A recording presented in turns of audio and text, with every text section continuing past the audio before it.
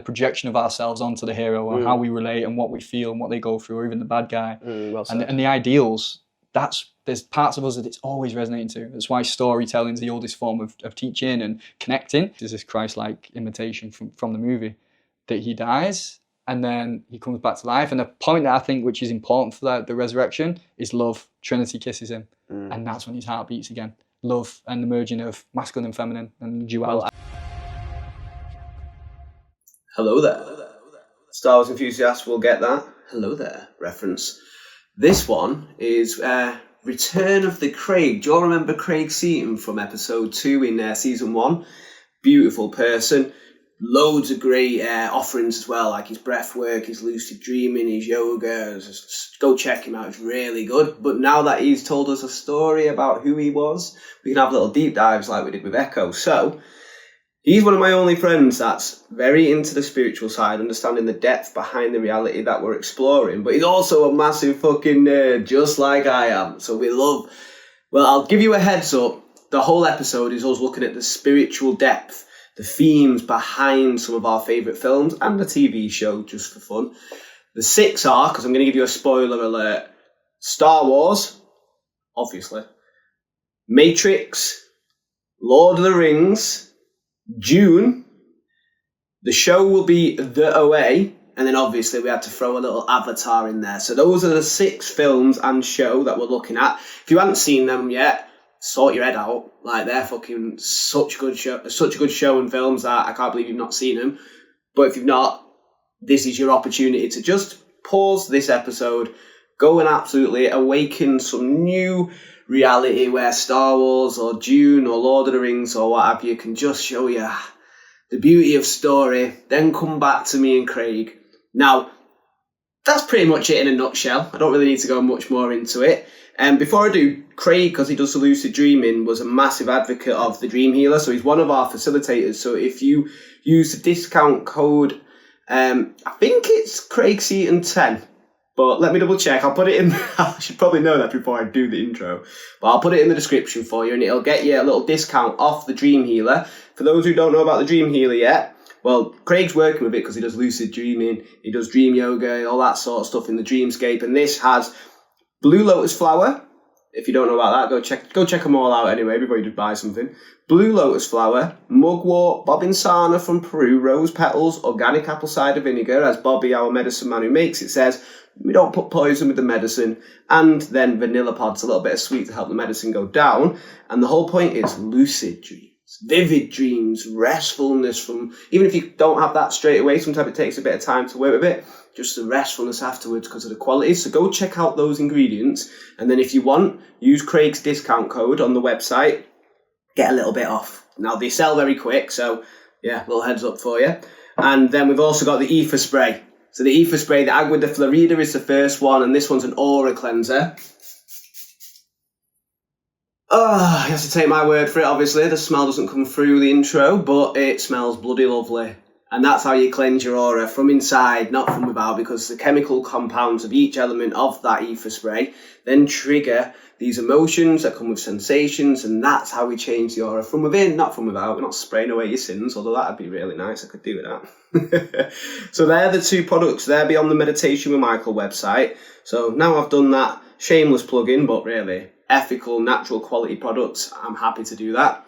We'll just have a few words from Transmute. I'll tell you what, I'm getting ahead of myself. Before I do, so this show can grow and we can have more Jedis joining us like our Craig and myself, then your likes, although it seems like nothing, like a quick like allows the algorithm to know that people actually like the show. And then if you're sharing it, that helps obviously just spread it, which again helps grow the show. And the whole point is that helps me spend more time bringing even more fantastic, and we just have this thing where we're like, oh my god, who have we got on next? Like, for example, the next one, because of all your help from just getting me out there more, I've got a Native American elder coming on the show.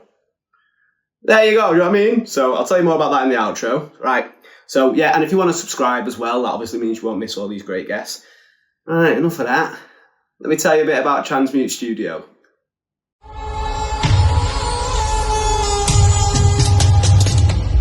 It's a new season, but it's the same old sponsor, and that's Transmute Studio. Beautiful centre in the centre of Manchester, Northern Quarter. It's got loads of the old stuff like the African drumming, the African dance classes. They've got salsa now as well. They've got the beautiful Arignani, ceremonial ecstatic dance with wizardry from the show, but also my alter ego DJ Moksha has made an appearance with his new ecstatic dance, Liberation. So, sound baths, Kundalini yoga, candlelit yoga, loads of beautiful events there. It's all about wellness, culture, creativity. What's going to do a better job of explaining it than my little mouth is going down to the socials, the website, and seeing it for yourself. So I'll put a link in the description and you could maybe come float in one of them hammocks with myself.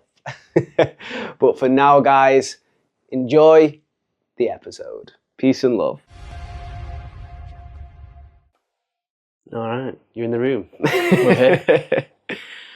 All right, well, thanks for coming back on the show. For those who haven't seen, Craig was actually the second guest I ever had on season 1 of Who on Earth, and you've, you're a friend of the show, aren't you? Oh, I'm a friend of you. You run the show. I'm in. There we go. So last time we had a bit of a summary of what you offered, what sort of where we've come from, like sort of passions, obstacles we've overcome, and that. I thought it'd be good though to rather than just be a summary of somebody. You can't summarize somebody. We can actually find out who you are more through one of your main passions. That also aligns with myself, and that's looking at spirituality, but we're massive nerds, aren't we? Massive nerds. Massive nerds. I'm literally wearing a Star Wars shirt, for those who can't see. Dune t-shirt. The dark side made me do it, Dune. You saw I was watching that last night, didn't you? I was prepping. Man. Not that that's in the topics.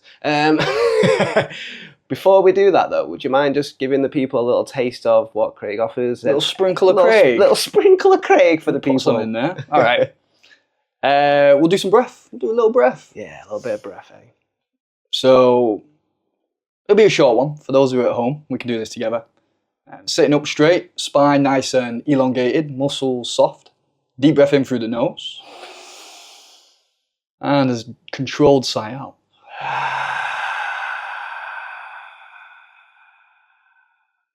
And very simply following the breath in through the nose. And out through the nose. Breathing in. Breathing out. And we'll bring a little cooling breath in. So to do this practice, which is a pranayama, we curl the tongue into a U shape. If you struggle to do that, you can just raise the tongue slightly in the mouth. And we breathe a long, slow breath in through the mouth, past the tongue. And when that breath's in, a simple, easy breath through the nose. When that breath has left, we come back in through the mouth, past the tongue, in the U shape.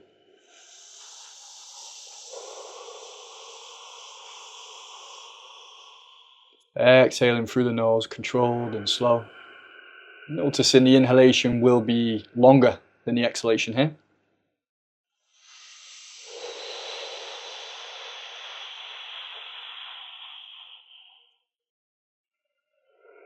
And what we're doing with this breath is bringing coolness to the system. The breath in, past the tongue, collects the moisture from the tongue and the mouth, which helps cool down any fiery emotions, any agitated states, any frustration. It brings a coolness in to the nadis, the pranic channels, to the emotions, and to that state of mind. And the control on the exhale through the nose, rather than just letting the breath drop out, it keeps this calmness that we're developing.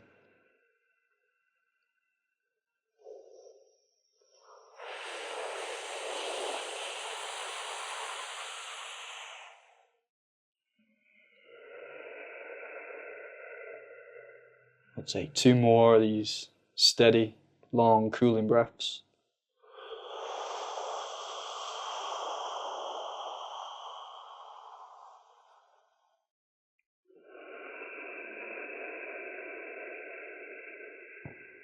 Last one together through the mouth, over the tongue.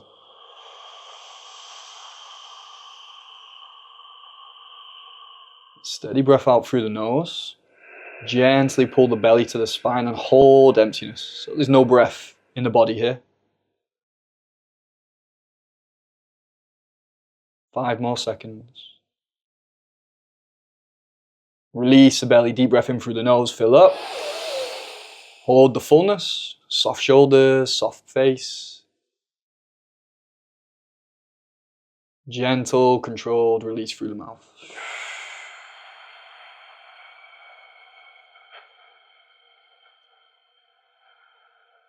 Taking a moment to tune in with how you feel.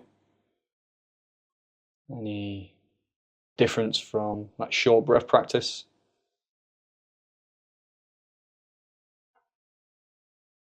And gently coming back round, opening the eyes. And here we are. Very nice. Very nice. I wanted to bring that in because although we could sit here absolutely nerding out as we do usually when we're in our own time, I just thought this has got that spiritual background, and a great way to sort of align the mind, body and spirit is through the breath.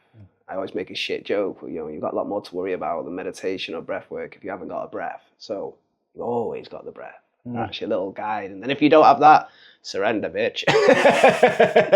You're going somewhere. So, it's been a little while. It was literally the second episode I ever did when you came on graciously the first time. So, do you want to just catch up the audience on what's been going on since then, brother? When was it, man? Right, well, we were watching Ahsoka.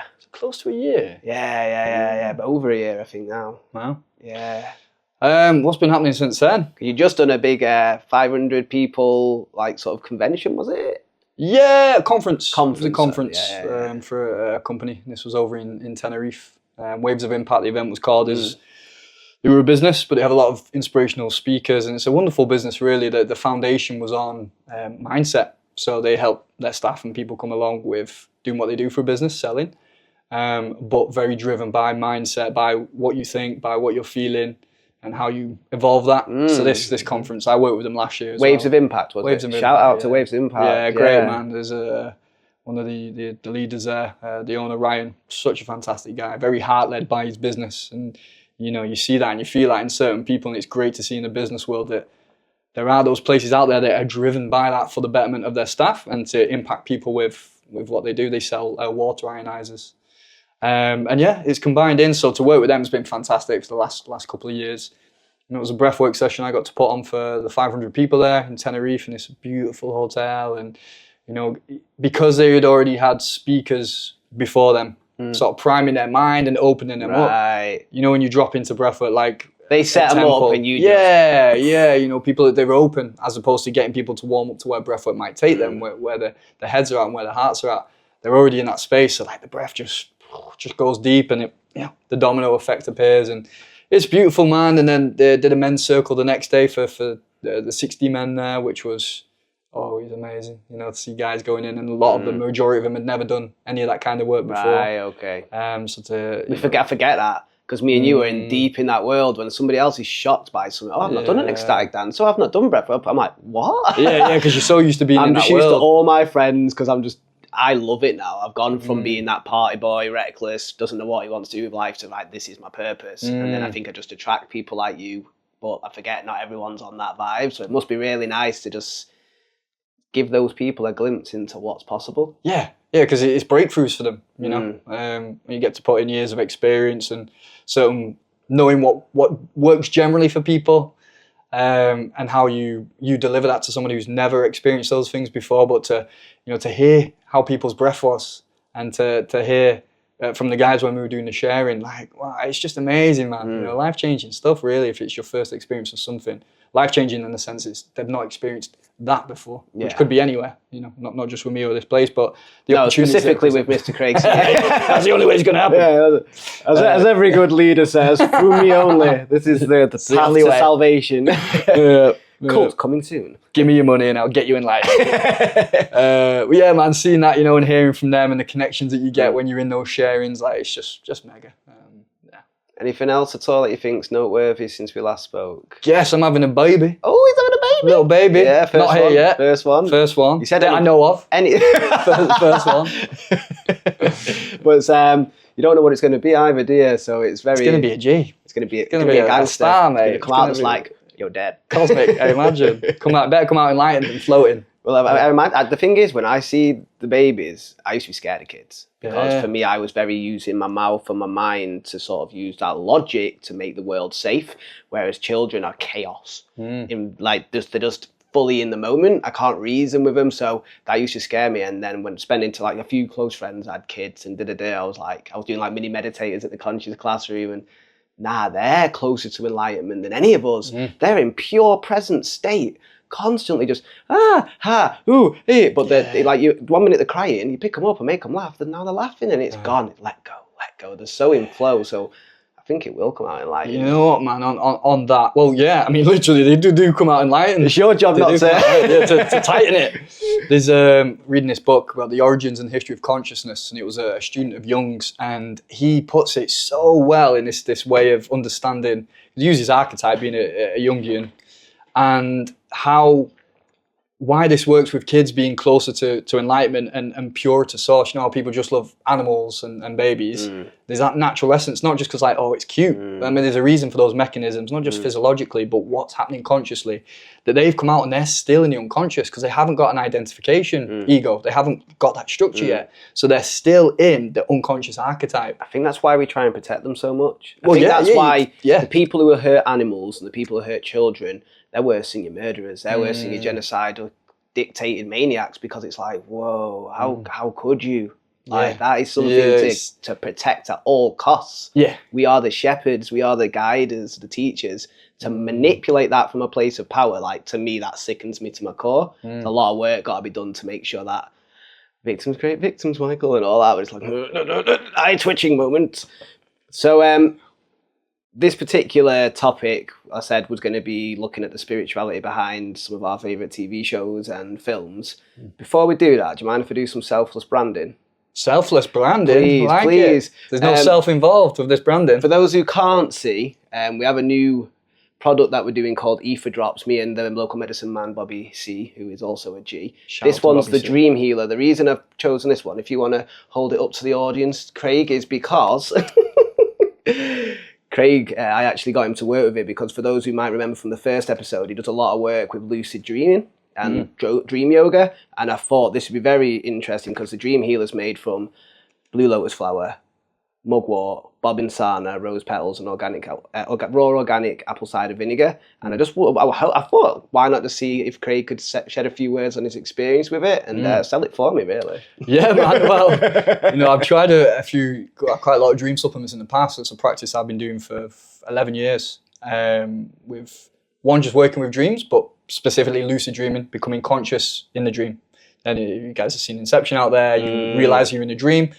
And what you can do from that point is, what did you say? You can imagine what the sky. Show me what you've got, and the sky just opened. Yeah, the sky, and I'll be wake up in my dream, and I'll be like, okay, show me something incredible, show me something beautiful, and the sky would tear open, all these nebula and galaxies, and I would like wake up with tears of like ecstasy because it was like, oh, amazing. But I mean, this is a very base thing. Did we talk about it in the last podcast? I think we did. That's how I know about it, because it just stuck with me. That. Oh mate, it's incredible. But to cycle this back in, so I've done committed dream work. I see myself as a dream worker, and use different products, different herbs, natural herbs.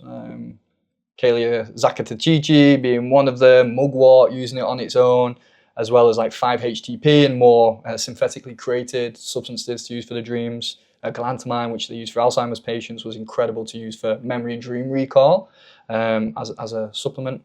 So yeah, I've done them all, and this one, I really loved it, man. And I can genuinely say that it's not just because it's you. I know you wouldn't bullshit me. Nah, I mean, for dream work, I wouldn't, because it's true to my heart. I wouldn't offer it out if it wasn't legit. But this stuff, it gives me very blissful dreams, and it did from the first night. It was active from the first night. And when I say the blissful dreams, like every time I was taking it, there's something intuitively in the rose petal that. Because I've not used... It's why Bobby put it. It felt that would just bring that sort of soft vibe to it. Yeah, it's really nice, and it's like, it adds... It's funny, because out of the products, I've never tried what's the baobab one? Bobbin sarna. I think that's native to Australia, but don't... He's the medicine man, I'm just the mouth and the designer, but yeah, it's 4 things that he really thought about, and then we wanted to remove any alcohol base as well. That's where the the apple cider vinegar came in. By the time this comes out, by the way, we're just creating a new batch, vanilla pod. Vanilla. So I'm mindful that some people love the medicine taste. Some people want a little bit of sugar to help the medicine go down. And I don't want to ever sacrifice quality. I'm very about quality, ethical, natural. So I was researching what complements apple cider vinegar, vanilla pods. Right. It'll be nice to try that, mate, because... Well, you get a free bottle just for the nice words. Thank you, man. Maybe like by the 5th or 6th night, I was like... And I got like this when I've done cleanses with apple cider vinegar. Okay. The 6th or 7th night, I was like, fuck. You know, because it's not massively strong, the taste of the apple cider, but it was like, okay, I'm not enjoying the apple cider vinegar now. There's a personal preference and how, like you say, medicine can be bitter or not. So to have it with this vanilla pod as an option, great idea. And I'm up for trying that. It's going to be pure medicine is the one that we've done first. Then there's going to be a vanilla pod one. This is an exclusive, by the way. There's going to be an orange peel one. Nice. And there's going to be a ginger root one. Buzzing. So those are the 4 options, because I am mindful that we can say, do it this way, but I like it that way. I like it, you know, some people, I'm not going to big up some chip brands, but some people have this version, and this version, and that choice won't exclude certain people. I think if it doesn't have an impact on what the medicine does, like, again... That was the main thing. Mate, I've had such raw diets before, I don't care what it is, like saying the apple cider vinegar, even if I had to do it for 30 days, I'll do it. Yeah. But if there's something in it that sweetens that taste a little bit, and adds to that nighttime experience... I like vanilla. You know when people like use vanilla as a derogatory term? I love the vanilla ice cream. That's a banging flavour. Like, just so nice. And if anyone is interested in the Dream Healers going forward, it'll be on meditationwithmichael.co.uk, but Craig's also going to have a 10% facilitator. No, what's the word? It begins with an A. Associate sort of code. So you get 10% off just through going through Craig. So reach out to him first. Go check out Craig. Anyway, I think that's enough. Should we get into the subject at hand? I have made, the first time ever, another exclusive for Who on Earth, notes. Notes for us to go off. And that's because I've picked 6 films and show.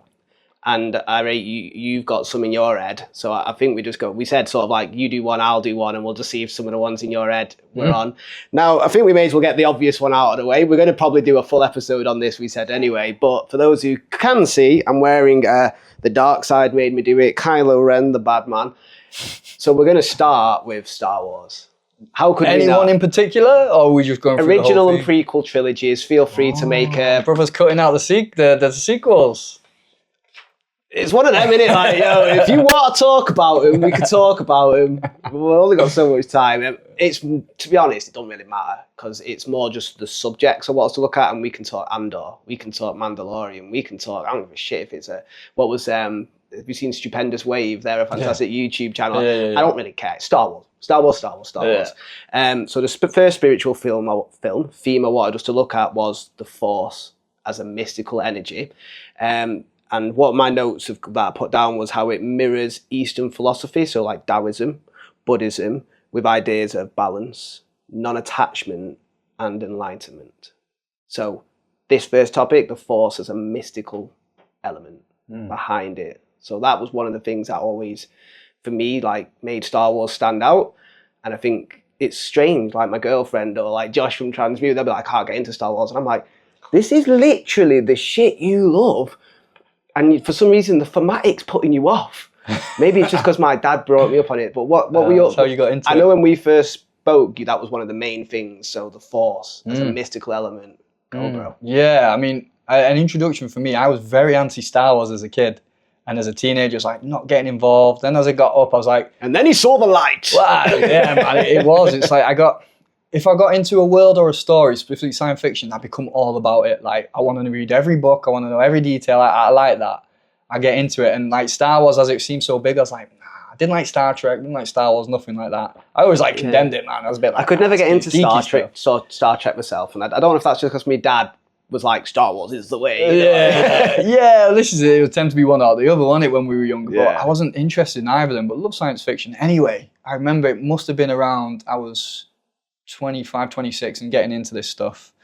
And, you know, I'd been into Buddhism and spirituality at that point, and it was whenever The Force Awakens came out, I saw the trailer for it. I was like, that looks pretty cool, actually. I was like, the trailer looks good. well, if I'm going to watch that, I need to know what's happened in the other films. Of course. And there's like, what, Can't 6? jump in at 7. Nah. You're already jumping at 4. Innit? It starts at 4. So I was like, I watched them. Do you know, I remember that first time. And I thought, you know what? I'm going to get high and watch this. Roll the joint. Lit it. Watched the first Star Wars. And I was like, this is fucking mega. Can we swear? There's a language on Oh yeah, We're fucking open? anything you fucking want, mate. Yeah, to me, who on earth's who on earth? Like, if you're someone who swears, then swear. Man. partial. When the emotion takes. Yeah, for me, it's about being skillful, it's being articulate, and sometimes that swear word is the perfect word for what you're trying to bloody say.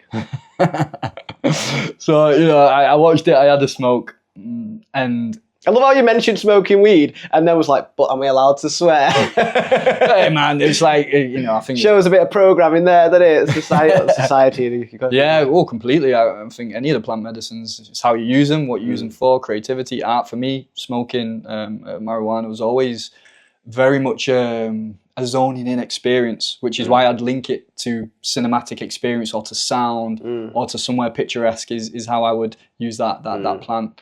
One of my best memories of watching a movie was the first time I watched Blade Runner. Big TV. Oh, you know, it was an evening. It was perfect. The sound came on. Han Solo's in it as well. So yeah, Harrison Ford. But for that sort of cerebral, mind-opening, you know, and as we know, plant medicines can be used well, but it's about doing it with reverence, and there's nothing wrong with play. Counts as reverence. Play is sacred as well. It's as long as you're not doing it to just get away from how you feel how you feel first, and then decide in a balanced state whether. But for me, like you said, weed is so fantastic for just this. And if you can ride maybe the waves of anxiety or frenetic, that is breaking the veil from this state of consciousness to that, you're gonna have a beautiful experience. Yeah, I didn't really ever experience that when I'm on my own watching something. I'm just with. Yeah. I'm just there and like. So you did this while you were watching Star Wars? So I did this for Star Wars. Yeah, back on track to the movies. I did it with Star Wars, and I was like, wow, because already I instantly saw so much of this connection to Buddhism for me, because that was what I was really had gotten into at that time, and this idea of the Force and the Tao through Taoism and Chinese philosophy, and this connection through it all, and being a big fan of samurai tradition and culture already. To start You're to seeing see them this. space fucking samurai, man, and you're like, space I'm wizards. sold. They've got these light swords, the lightsaber, which is its own personification of something, this weapon of light, and I was like, wow, you know, because even the clothes, like how they wear their robes, and I was like, mate, this is for me. You know, and I do struggle to watch the first film now. A New Hope. Yeah, I think... Spoiler alert, if you've not watched Star Wars, by the way. Yeah, come on, out of these movies. There will be spoilers, guys. You might be a pre-Star Wars Craig Seaton. I'm not telling you to go get a split, but go get some and then watch it. Do some breath work. Alternate state consciousness. You can do it for free nowadays. Exactly. My meditation takes me to places that doesn't. Exactly. Get some of Mikey's drops down. Get some of them bloody dream healers and whack a bloody prequel on, or a sequel, or an original. Whichever one it is. Why not the New Hope anymore? Well, I can still watch it. Like if I'm going to go through them, and I can get there. It's, I think because of the way that the story is kind of slow to get going. Right. I still enjoy it. Don't get me wrong. I still enjoy it. Patience, Craig. Yeah, patience. It's like the prequels are for me. No, I know what you're saying. I could watch the prequels all the time. You love them more than do you? Yeah, I'm more of a prequel guy. Okay. But with A New Hope and watching it in the journey and seeing the new space and like Luke is obviously probably the best archetype for the hero's journey. Mate, we're going to get to that, by the way. I've got literally as Joseph Campbell, and how George Lucas, I almost said Steven Spielberg then, how George Lucas used pretty much that book that he did. I did have a note in my notes. Hero of a Thousand Faces. That's it, yeah. We'll go into that. But for me, I love Taoism and Buddhism, and it's the other way around. I think it's because I first loved things like Star Wars. I first saw the Force. So when I'm seeing all this shit, and I was meditating for an hour this morning, and I'm using the Force. I'm channeling the Force, mate. That's all my brain's doing. And then, mate, my girlfriend hates it every time. I was trying to do this. I went, there is no try. do or do not. Which is why the Empire Strikes Back absolutely kicks New Hope's ass. But there is no Empire Strikes Back without New Hope setting it up. Yeah. Like, use the Force, Luke, and Obi-Wan's like an absolute G. And let's be honest, old school, what was his name? The guy who played Obi-Wan. Alec McGuinness. That's it, yeah. That character, that archetype of Obi-Wan is just the ultimate, Like they say, I was watching some things saying like bringing it back to the Force as a mystical energy. He's not the most powerful. He's not the oldest like Yoda. He's not being able to do some of the shit that Darth Vader or Sidious can do. But he's the one who can merge with the Force the most completely, which is why then that elevates him to such a like mastery role, because he's not the most fastest, the strongest, but he's at one. So like, say when he's fighting Grievous, he always just bosses Grievous, doesn't he? Like, hello there. And the reason he can do that is because he actually realizes the Force is all, and he is Grievous at the same time as he's Obi, but he's remaining as Obi-Wan. So he has this paradox of I am Obi and I'm not. And he feels when Grievous is about to do, because he's got like, if you don't know, you don't know. We're going to go nerdy. Grievous is like a cyborg, isn't he? He's like an alien so he's got all these enhanced abilities which have allowed him to kill Jedi, which means that for Obi-Wan to just make him look like a Muppet is because Obi already knows what he's doing. Because he has this Taoist of, you cannot speak of the Tao. You can't, you just are it. So he is the enemy, and he's also Obi at the same time. And for me, I think that's why I ended up falling in love with meditation. There is no meditation with Michael because I'm not sold, because it's already key. I've already done meditation. It's just the Force. I'm a Jedi first and foremost. That's what I think really brought me to it. Another thing I wanted us to explore as well, is there anything about the Force that you think? I mean, there's a lot. I know it's big. You remember the point you're about to go into? Go. So on the Force then, everything you're saying, I think that was, this is the unconscious pulls as well. Like, we can nerd out on it because we like these details and depth of story in the characters, which is speaking to a level. But on the unconscious point of what all movies are doing and why we're into movies is what it's speaking to our unconscious, like the projection of ourselves onto the hero and how we relate and what we feel and what they go through, or even the bad guy. And the ideals, there's parts of us that it's always resonating to. That's why storytelling is the oldest form of teaching and connecting, because we were doing it with cave drawings. I think it might be Campbell who says it, but the storytelling is how we now explain modern myth and legend. You know, it's movies add a new modern myth and legends. So like the Greek gods, what we do in movies now are our version of the Greek gods and the tales that they were told. Batman is just it's a version of Zeus. They're archetypes that show you energies that are inside you. Whether it's the villain or the hero as well. Yeah, well, that point what you just said about Obi-Wan and Grievous and the projection onto the villain, like, oh, that's bad, I don't kill that, get rid of that. I mean, and then you've got the whole story, which we're not there yet, but with Anakin and we're going to get to that. The tragic downfall. We're fucking get into that one. Which is why the prequels are so cool, by the way. Him alone, it's just like, that's worth watching. His story is, and I'm a cinema lover, like I'm a proper cinephile, they call it, about movies and depth and like quality films, like artistic indie films, love all kinds of cinema. I don't think there's a better tragedy and fall than Anakin's in anything I've ever seen, because it's done perfect, and how you get him into Vader, masterful. That's why my mum doesn't like him though. She's attached to the little boy in Phantom Menace. Well, and she can't stand that he becomes Darth Vader, so she just was like, nah. A good friend of mine, she's the same. She's like, she can't let go that this cute little boy's turned into that. But this is humanity. You gotta let him go though. You gotta let him Hitler go. was a little cutie at some point. Exactly. And look how that turned out. Not good, bro.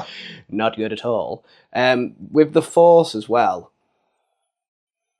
I feel like the Jedi have gone down this almost religious, dogmatic approach, which is why the Sith feel the need to be the way they are in the first place, to go, that's not the only fucking way, and I'm not having you just try and control the narrative and say this is the only way you can do it. And there actually are, if you really go into it, different beings across the universe of Star Wars, like some call it the luminous mist, and there's different ones. So the Jedi see the Force from a certain point of view. Like I did there. But so do the Sith. And that brings me on to a next note, which is Jedi versus the Sniff. This is what happened to Darth Vader. He took a line. He's like, oh, give us some more. Good Vader. Yeah. You don't want to sell me death sticks. So Jedi versus the Stiff. Fucking bro, what's going on? Mindful Mike, they call me. All these fraudulent slips coming out. I can just feel these perverted parts. Let us express. So the duality of light and dark, basically. And the note I've made here is more than just good versus evil. This reflects the internal struggle with all beings. Inside us all, mirroring, as you already brought up, Carl Jung, his shadow work.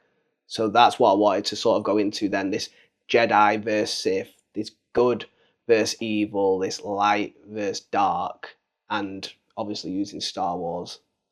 What's your thoughts on that particular? Yeah, again, I think it's another massive unconscious pull as to why Star Wars is so effective and why it's the biggest franchise in the world. Like, how mad is that? It's the biggest selling franchise in the world. The light and the dark. What you said about the Jedi Order, like watching it so many times and going through, like listening to stuff, reading stuff, and getting new perceptions on what the purpose is of, like, why the Order fell. I really like looking into that and to see the dogmatic approach. Order 66 for a reason, 66. Like, Palpatine's a genius, mate. He's like total exploitation of flaws, but personal flaws and internal flaws, and the idea of, say, an industry or an enterprise that thinks it's untouchable, even when they're doing good, because everyone's a good guy. You did finger quotes for those who couldn't see. Yeah. Good versus bad is lazy thinking, in my opinion. Yeah, it's like, what is their goal and their point, and how they were not meant to serve a government as such and be an independent body, which is great. Like, this idea of something serving the light is independent from any, direction or want or bidding from even a government. It wants to do good by its own establishment. But they fell into that because of this manipulation of the war and their dogmatic approach, which brings in the idea of the suppression of Anakin's emotions, and they bring out what suppression and repression is when you've not got support around you, or people that are like, no, the text says this, the book says go meditate on it, not, man, I need to talk about my emotions though, I need you to hear me, I need some help with it. And they're like, they don't do that even when Anakin's having the visions, and and Obi-Wan, his boy, he's like, no mate, don't get attached to your girl. And it's like, it's not how it is, because he's got a trauma. Easily said, but especially that mother wound that he's got. Yeah, the mother wound, is deep, mate. But to go into the light and the dark side, the balances of it, and you always see this struggle throughout for the main characters, and Luke in the original trilogy, so when he's fighting Vader, he's about to go apeshit on him. He's like, bam, bam, going for it. I think it's when he cuts his hand off, because Luke lost his hand, and he sees that it's just me. It's him. He's just fucking me. I'm fighting, man. Yeah.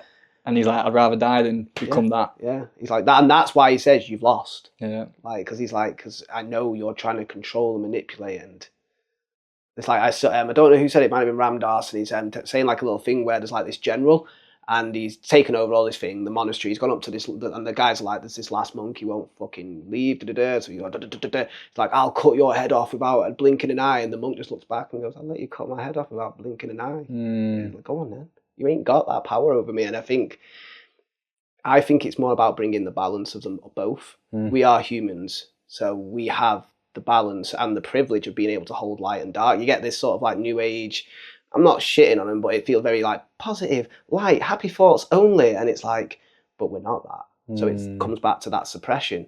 Anakin's trying to suppress all these things, all these fears, which leads to but that's what causes Darth Vader, and I think it's more, this is why people vibe off Mace Windu. I think out of all the Jedi or your Qui-Gon Jinns, these are the guys who are a bit closer to using both. Yeah, like, purple lightsaber, motherfucker. Yeah. Samuel Jackson. Because he asked for that, didn't he? And he got it. So then he made this lore behind it, which is great. But it actually is brilliant lore at the same time. Do you know what's...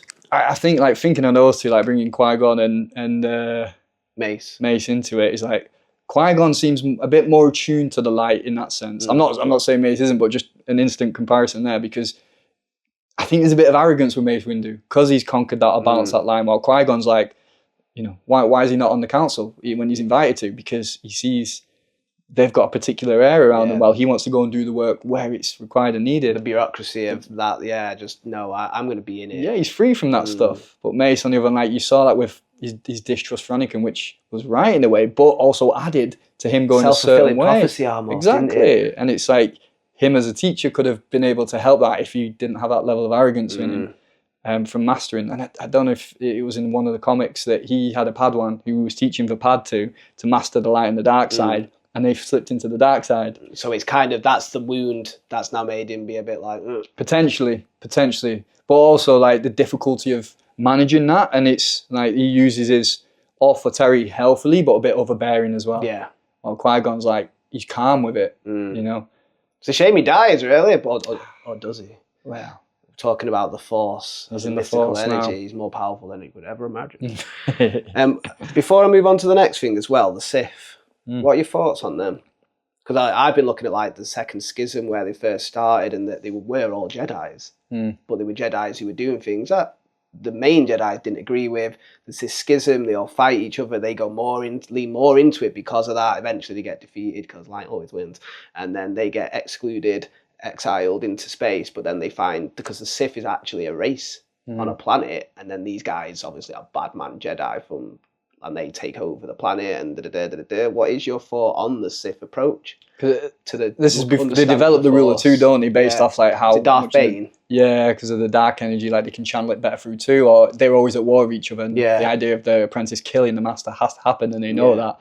It's good ideas and thoughts, but you look at what it's cemented in, and this separation at the start, and I think where it comes across so well is the independence of Jedis as following a moral code for lightness, rather not for self-gain at all. While the dark side is, well, I want to do this. Again, where do we find this borderline of you want to do it, but what's the outcome? Where can it take you? Like with the lightning, is it Plo Koon? He can use lightning, force lightning, and calls it force judgment or something. Jedi. Yeah, and he's a Jedi. Just for those who don't know. Yeah. Going a bit deep there. Those who aren't too nerdy.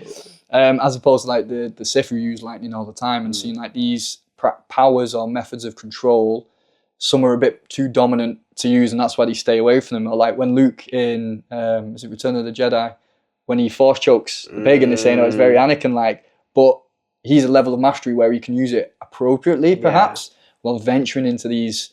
Well, isn't that what happens with Revan? I don't know enough about that story, and I don't want to know, because I'm going to get to that at some point. Spoiler alert. Spoiler free. I'm trying to keep myself spoiler free on that one. One thing I wanted to bring up next, sorry, did you have? Nah. No. So the next bit is the hero's journey and self-discovery, and I'm going to use my notes on Joseph Campbell as well here. So Luke and Anakin's paths, I had it down as it mirrors each other, and it mirrors destiny, but then personal choice and inner conflict, and how different choices take you different ways. But that is the hero's journey, because you have to leave to discover who you really are in the first place, to then come back. So what I had down here, and I'm just going to tell me, well, I'll read it and then you just tell me what your vibe is. So you've got the call to adventure, which is Luke receives a message from Princess Leia via R2. This is in the Hero with 1,000 Faces.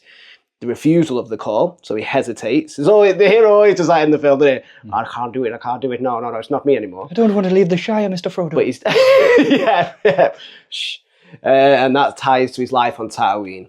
Then we've got the meeting of the mentors. We've got Obi-Wan teaches him about the Force, crossing the threshold. Now he leaves Tatooine after his uncle and aunt are killed. Trials and allies. He trains. He meets Han Solo. He fights the Empire. Then we've got death and rebirth. Obi-Wan dies, so Luke must now step into his power.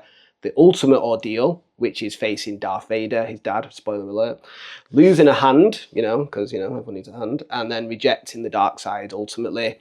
Then you return with the elixir. So that's the full hero's journey, which is bringing balance back to the Jedi and restoring hope to the universe. So I just wanted to get your thoughts on the fact that was literally what George Lucas was trying to do with the whole thing.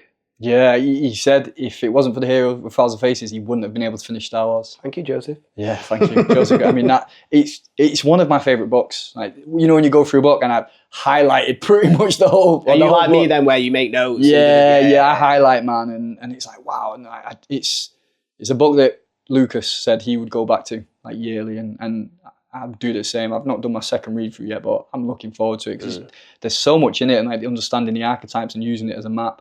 And you do see it is in every movie.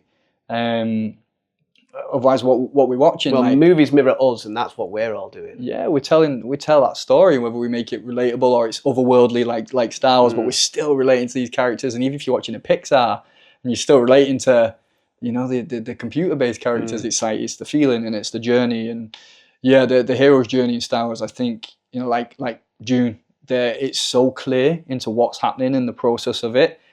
You know, even when you have these models and you watch it, I don't watch it with the model in mind. I watch the film, and you just, you know, when you reflect on it later, you say, oh, okay, this is the journey of it. Yeah, that's one that, isn't it? But the hero's journey is great, and I really like the ending part towards the hero's journeys. You know, you have to fight the dragon, fight Vader. You're gonna lose the first time. You know, you meet the mage, you get the weapon, you get the information. But you weren't quite ready. You weren't ready. Yeah. And then you have to know, okay, you got to go back. Goes back to Yoda, gets the next lesson. It's like, oh, I'm ready now.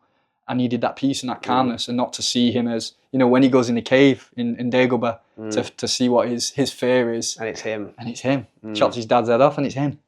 And it's like, because you then compare that to what he did at the end when he could have done it to Vader, and he's like, no, I'm because not. I already know. Yeah.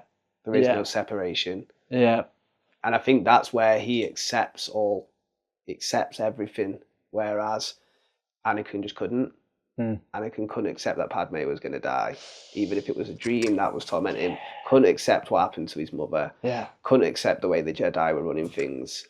It's the trauma. It's all this trauma. The trauma being so deep and unhealed through the life results in that dark outcome. And it's true. You know, if we ignore Luke the even traumas, does it. He ignores the wisdom of Yoda and Obi-Wan to go and try and save the friends that he's attached to. And that's why they go, you know, you're not meant to, that wasn't your time. This is it's a good point to discuss, because I think there's elements of Luke's character where he's a people person. Like, if his friends are in danger, whatever the cost, he'll go, even at his own foolishness, but he'll try. And it's like, seeing that was it right for him to still go and to lose that battle? Because if the hero journey is projected onto everything, where else are you going to lose? You know, but it's still like that immaturity of rushing in. Yeah. While I disagree with what Yoda was saying as well, and Obi-Wan, they were like, you can't, and they tell him to kill his dad. Everyone tells him to kill his dad. Everyone says kill Vader. Yoda says kill Vader. Obi-Wan says kill Vader. Yeah, but they just mean Vader, not Anakin. Yeah, this is where from a certain point of view, you get pedantic and save the whole thing. Like, but he told me he was my dad. Well, I kind of do. Fuck you. But it's seen that these people, points of authority or who are above us, there's a lot to learn from them, but they don't know everything. Yeah, like it's still our individual journey. You've still got to trust your own internal trust. compass at the end of the day. Yeah, I mean, it could have cost him his life. It didn't. But like, you know, they're all still saying kill him, and he's like, no, I still see Anakin in there. That 1% of light and love, which exists in everything and everyone. Can you be 100% dark? Can you be 100% light? There's still that balance of the Force. If you were, there would be nothing else. You would only be light, or you would only be dark, so you wouldn't be able to see anything. You'd either be absence or you'd be everything, which is the same thing. Black hole or a sun. Yeah, exactly. And then this brings me into the illusion of control, which Yoda's teachings emphasize surrendering to the Force rather than trying to bend reality to one's will. And that actually echoes a lot of like Stoicism and Zen Buddhism, and about the fact that that's what the dark side really, well, not the dark side, what the Sith are trying to do. They're trying to control everything. But what are the fucking Jedi doing then? Were they not trying to get everyone to be a certain way as well? Banishing all these texts of the old Sith ways of being. Like you said, they're always telling them what to do. And I'm just curious what this illusion of control where they feel like, although Yoda is saying like, let go and be, it's like, yeah, well then, why did all that happen then, bro? Yeah, I think there's a good point in there about banning these texts or saying don't do these practices. And we're looking at a passage of time too. Time has gone on. You know, if they've seen the High Republic stuff, which is like 200 or 100 years before Phantom Menace. But prior to that, like the Golden Age of the Jedi, and I guess even going further, these texts that you follow because they get a certain thing, it really, in this idea, highlights how we need to adapt for modern ages. But understanding that if there's been a big war and people were like messing stuff up because they're using the dark powers and they got selfish, and it's like, okay, we need to put these away, or maybe rethink what we do about them, because Anakin's issues, if he'd been able to speak to the council and they said, okay, here's how you can save a life. Still, is it right to save a life? It's very kill them or exile them. Yeah, because and that's it. It's like, yeah, the fear of the dark side or worse happening because of it, rather than guidance and opening and like trying to do it that way, which Obi-Wan tries. at the end of their last fight, but it's too late. It's too late. There's too much damage been done. You can't pull him back from that. The Jedi are all about not fear, so Yeah, it's very. That's why they say, don't they, the hypocrisy of the Jedi Order. Yeah, because they were too dogmatic at that point. Like, we're right. Don't do that because. Yeah. And it's like, you know, the authoritarian father is like, no, you shouldn't do that. And all you want to do is rebel against that.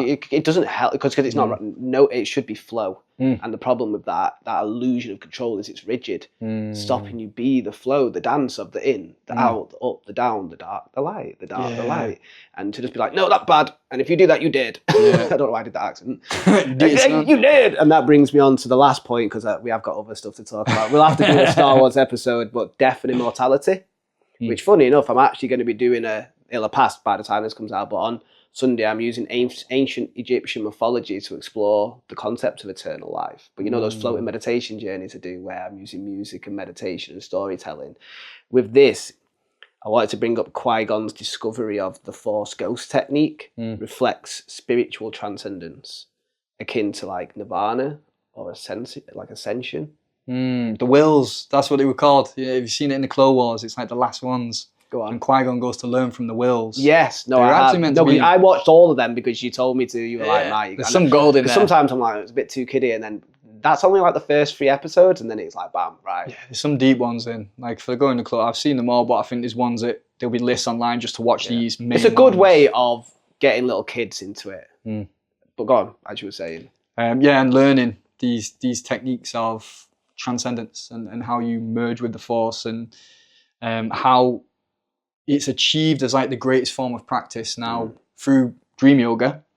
Dream yoga becoming awake in the unconscious. So we're conscious, we become aware we're dreaming. Generally, everyone's dreams are unconscious unless you train and practice to become conscious in that state. You're now awake and aware in an unconscious zone. They use dream yoga to practice for death, to stay conscious through this bardo. I'm just enrolled now on a 3-month death doula course from Tibetan lineage with these 4 different bardo states of what's happening when you pass away to your final breaths and the zones you go into. And this again, George Lucas loving culture and myth and taking this idea of conscious death and how you can then be present in that. It's great. It's really nice. It's a really wonderful touch that you put into that. That it's not just a given as well, because it's like the highest form of practice. You know, in Ashoka, when Anakin is there, because he's the Force Ghost, now he can be in these realms and, you know, in different spaces of time. Like it's that was sick, by the way. Yeah. What that episode was banging. Mint that. Yeah. So yeah, the practice of life through to extending to death, and you'll know, man, just from meditation on its own, consciousness, because we're clearing out. It's not, we don't necessarily need the next ayahuasca journey or the next technique. It's we're trying to clear out and not obscure the sun. We are the sun anyway. Why do we put more different coloured clouds in there with these other things? We get to stillness and calmness, everything clears out, and these things can naturally arise. So you can attune your focus a bit more, so it's depth to that. But yeah, it's well, that's what I love about it. Like I hear Obi-Wan, but it's in my dad's voice because my dad passed in it, and it's just like use the Force, Mike. So like I said, we could speak about Star Wars all fucking day. We could, but we do have other films on the subject. Was there something you wanted to? Yeah, I'll bring one in, mate. I mean, how long was that on Star Wars already? Bear with me, people. What are we on? 40 minutes, 43 minutes. But I mean, this is whatever. Yeah.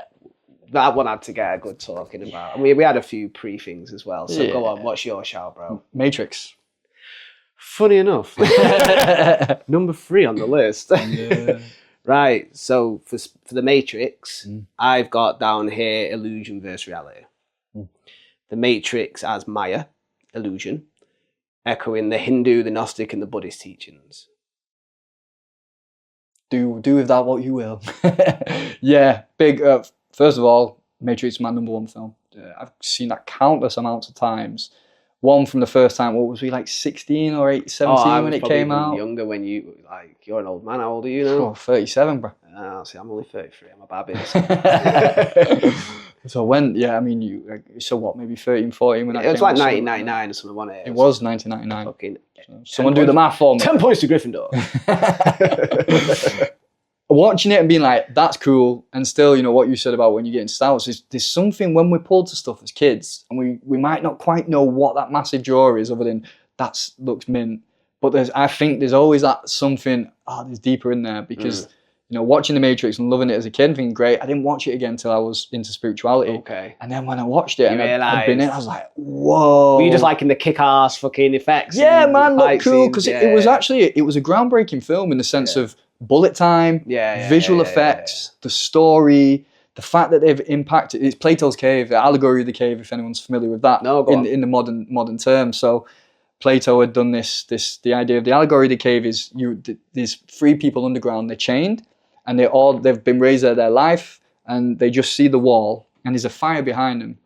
And shadows and things from walking past, like insects or people walking past the cave, get projected onto the wall. They think that's what life is, just the cave and ringing a bell this wall, and they don't know what the stuff is, but they make their own stories about it. And one day, somehow, one of them's chains unlocked. He gets free. He crawls out the cave, and he's like, "What is this? You know, a world full of color and magic. You've got a sun, you've got trees, blue skies, animals."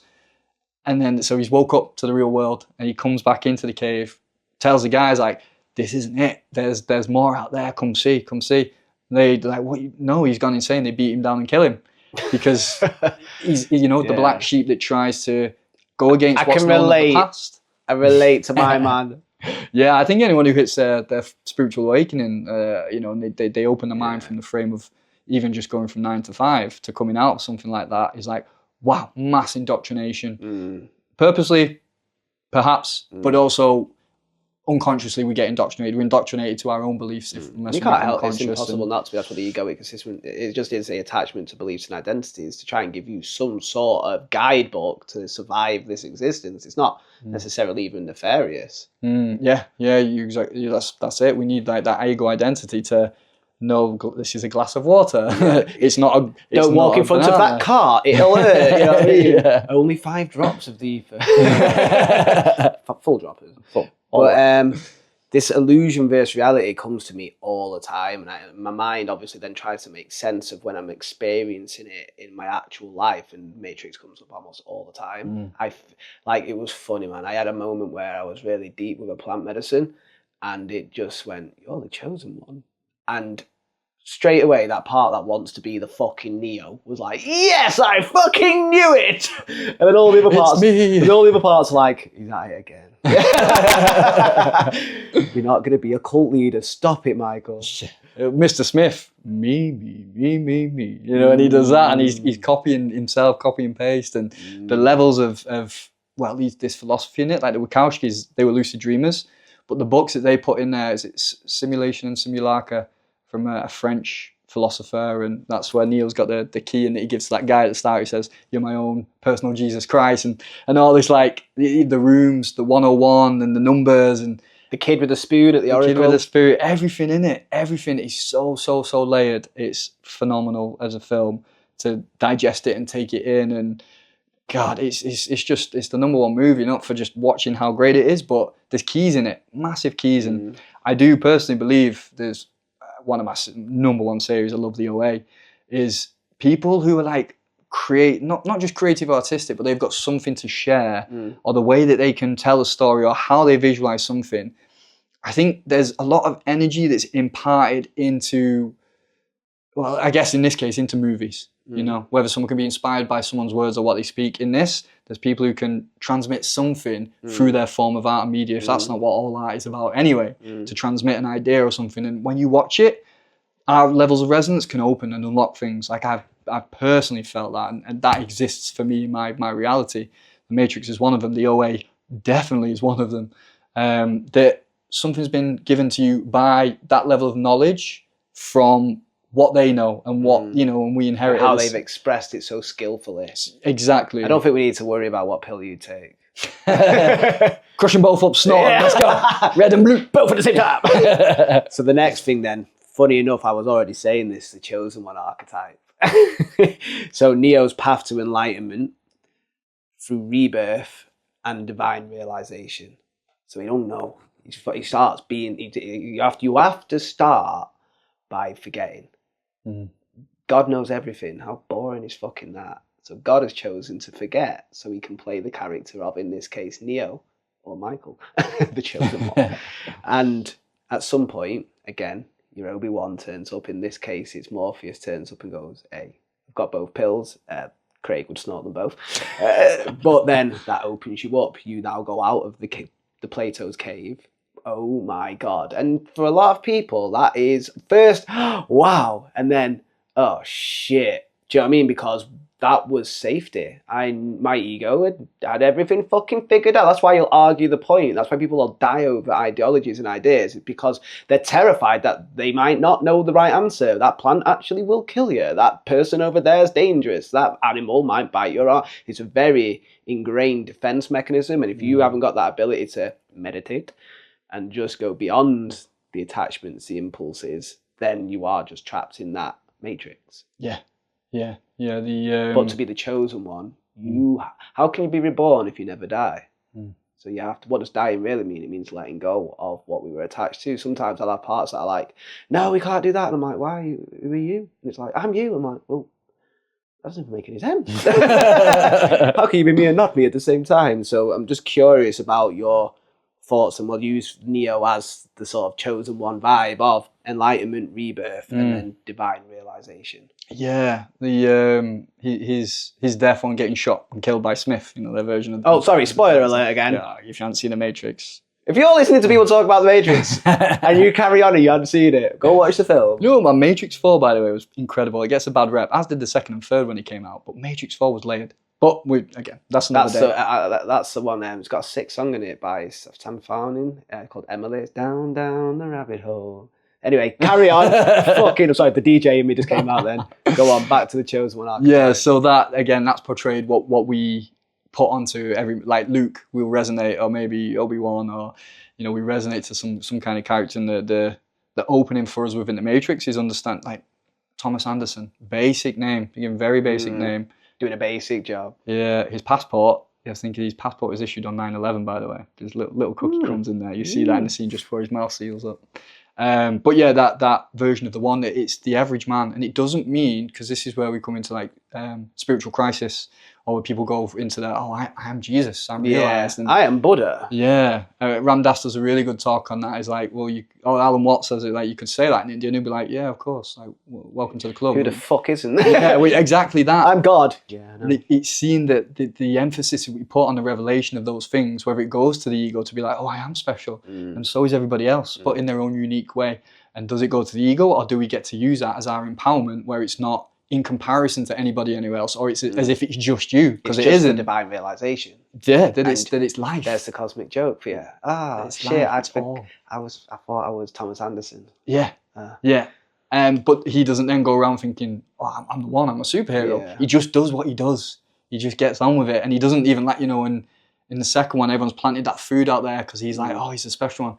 And he's not. He's like, oh God, I just want to be with my missus and chill. I just want to chill with my girl, have a bit of fun, cheeky, snort the red and blue pill again. Well, the lines in that are great. Like, again, understanding that it's not about, you're not the Thomas Anderson, you're not necessarily the Neo. You're existing. You're alive. Well, what does Neo mean? It just means new, right? Anagram for the one. But yeah, new. Neo is the new variation too. Yeah, and there's always. And that's what I liked about some of the sequels. My mind went meltdown then, was that like you see that he when the guy who made the Matrix, the program, the architect, that's it, and he's showing him all the different versions of him. Like, they're all like, fuck you, man. Back to one of them's laughing, one of them's gone manic. And that is all the multiverse, just and he's just got it on a TV just so that the Neo character can comprehend what the point is even trying to make is, which comes down to my next point, which is the power of belief. So with the Matrix, it's more than just mind over matter. So I put that the Matrix suggests that reality is malleable based on one's internal state, and a core idea that seems to be in most spiritual traditions. That was a very cool sentence. You like that? Yeah, I like that. Yeah, I mean, again, watching The Matrix through different points in my life, one was just getting into spirituality, but getting into lucid dreaming, always sticks out for me that the training ground when Morpheus goes, free your mind. And he runs and jumps over, and Neo goes, okay, free my mind. Yeah. And he G's up to I'm run. going to free. He's gonna free the mind. I'm going to let go. I'm going to surrender. Yeah. Why are you telling yourself that? Just fucking do it. That point to when he jumps, and he is done it. He's done it, but then he like recognizes, I'm this high in the air, and there's the ground. Oh shit. And that's when he falls. And for me, the implications come back into lucid dreaming. And I use this example a lot, but say you're conscious in a dream and you're fully awake as you are now, and you see a dog and you're like, oh, that dog, look at it, it's so happy. And then you think, oh, but what if it bites me? The dog will instantly turn a bit, aggressive. It feels it. Well, it's the dream, because it's in our mental realm. We're making that instant change by what we believe in and what we think, oh, it might. And then, therefore, it happens in that state. My belief towards this is, with the dream realm being 4th and 5th dimensional, our waking state being 3rd dimensional, matter, slower, still works off the same laws, still based off what we think and what we believe, just much slower to condense. I like that. It just takes time. The clearer we get more towards being light or clear, or empty, the quicker manifestation happens. And my own personal journey has proven this to me. Everyone else, whatever, do you go? Well, that's what me and you were trying to do, tell people our experience and how we're interpreting it. And how it mirrors the films and the shows that we love. Like, the thing is, I'm not insecure enough to try and get you to agree with me. Old me would preach. People used to say you preach all the time and then wouldn't even fucking do it as well, by the way. And you see so many people, they say all the right shit. Why am I not vibing with you, though? Do you know what I mean? There's something about you that ain't living it. That's why I love our relationship. And we don't get to see each other all the time, but when we do, it's like we always have a fucking laugh, because I think we're just on a very similar vibe.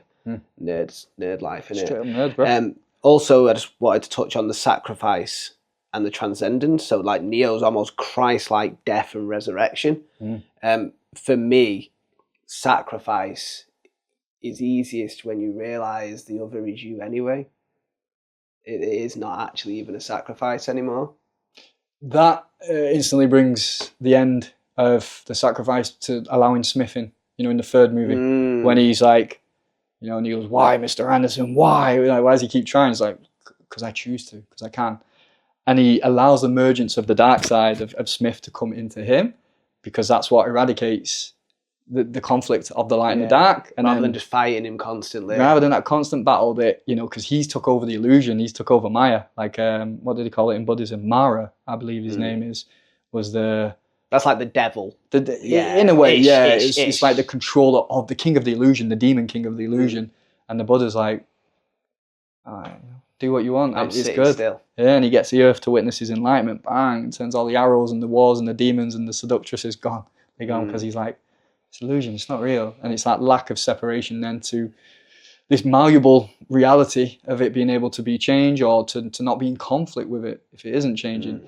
But this point on the what was the sacrifice again? The sacrifice, and that leads to transcendence. You know what, I only came across this the other day with Neil deGrasse Tyson and Lawrence Fishburne, who plays Morpheus. Neo deGrasse Touche. And he was told that Neil deGrasse Tyson told Fishburne, because he didn't know it, but he gets shot, Smith shoots Neo for that death 14 times, and because they're so linked into Gnosticism, the Wachowskis, there was a 14 points of where the cross was taken on Jesus's journey to the hill.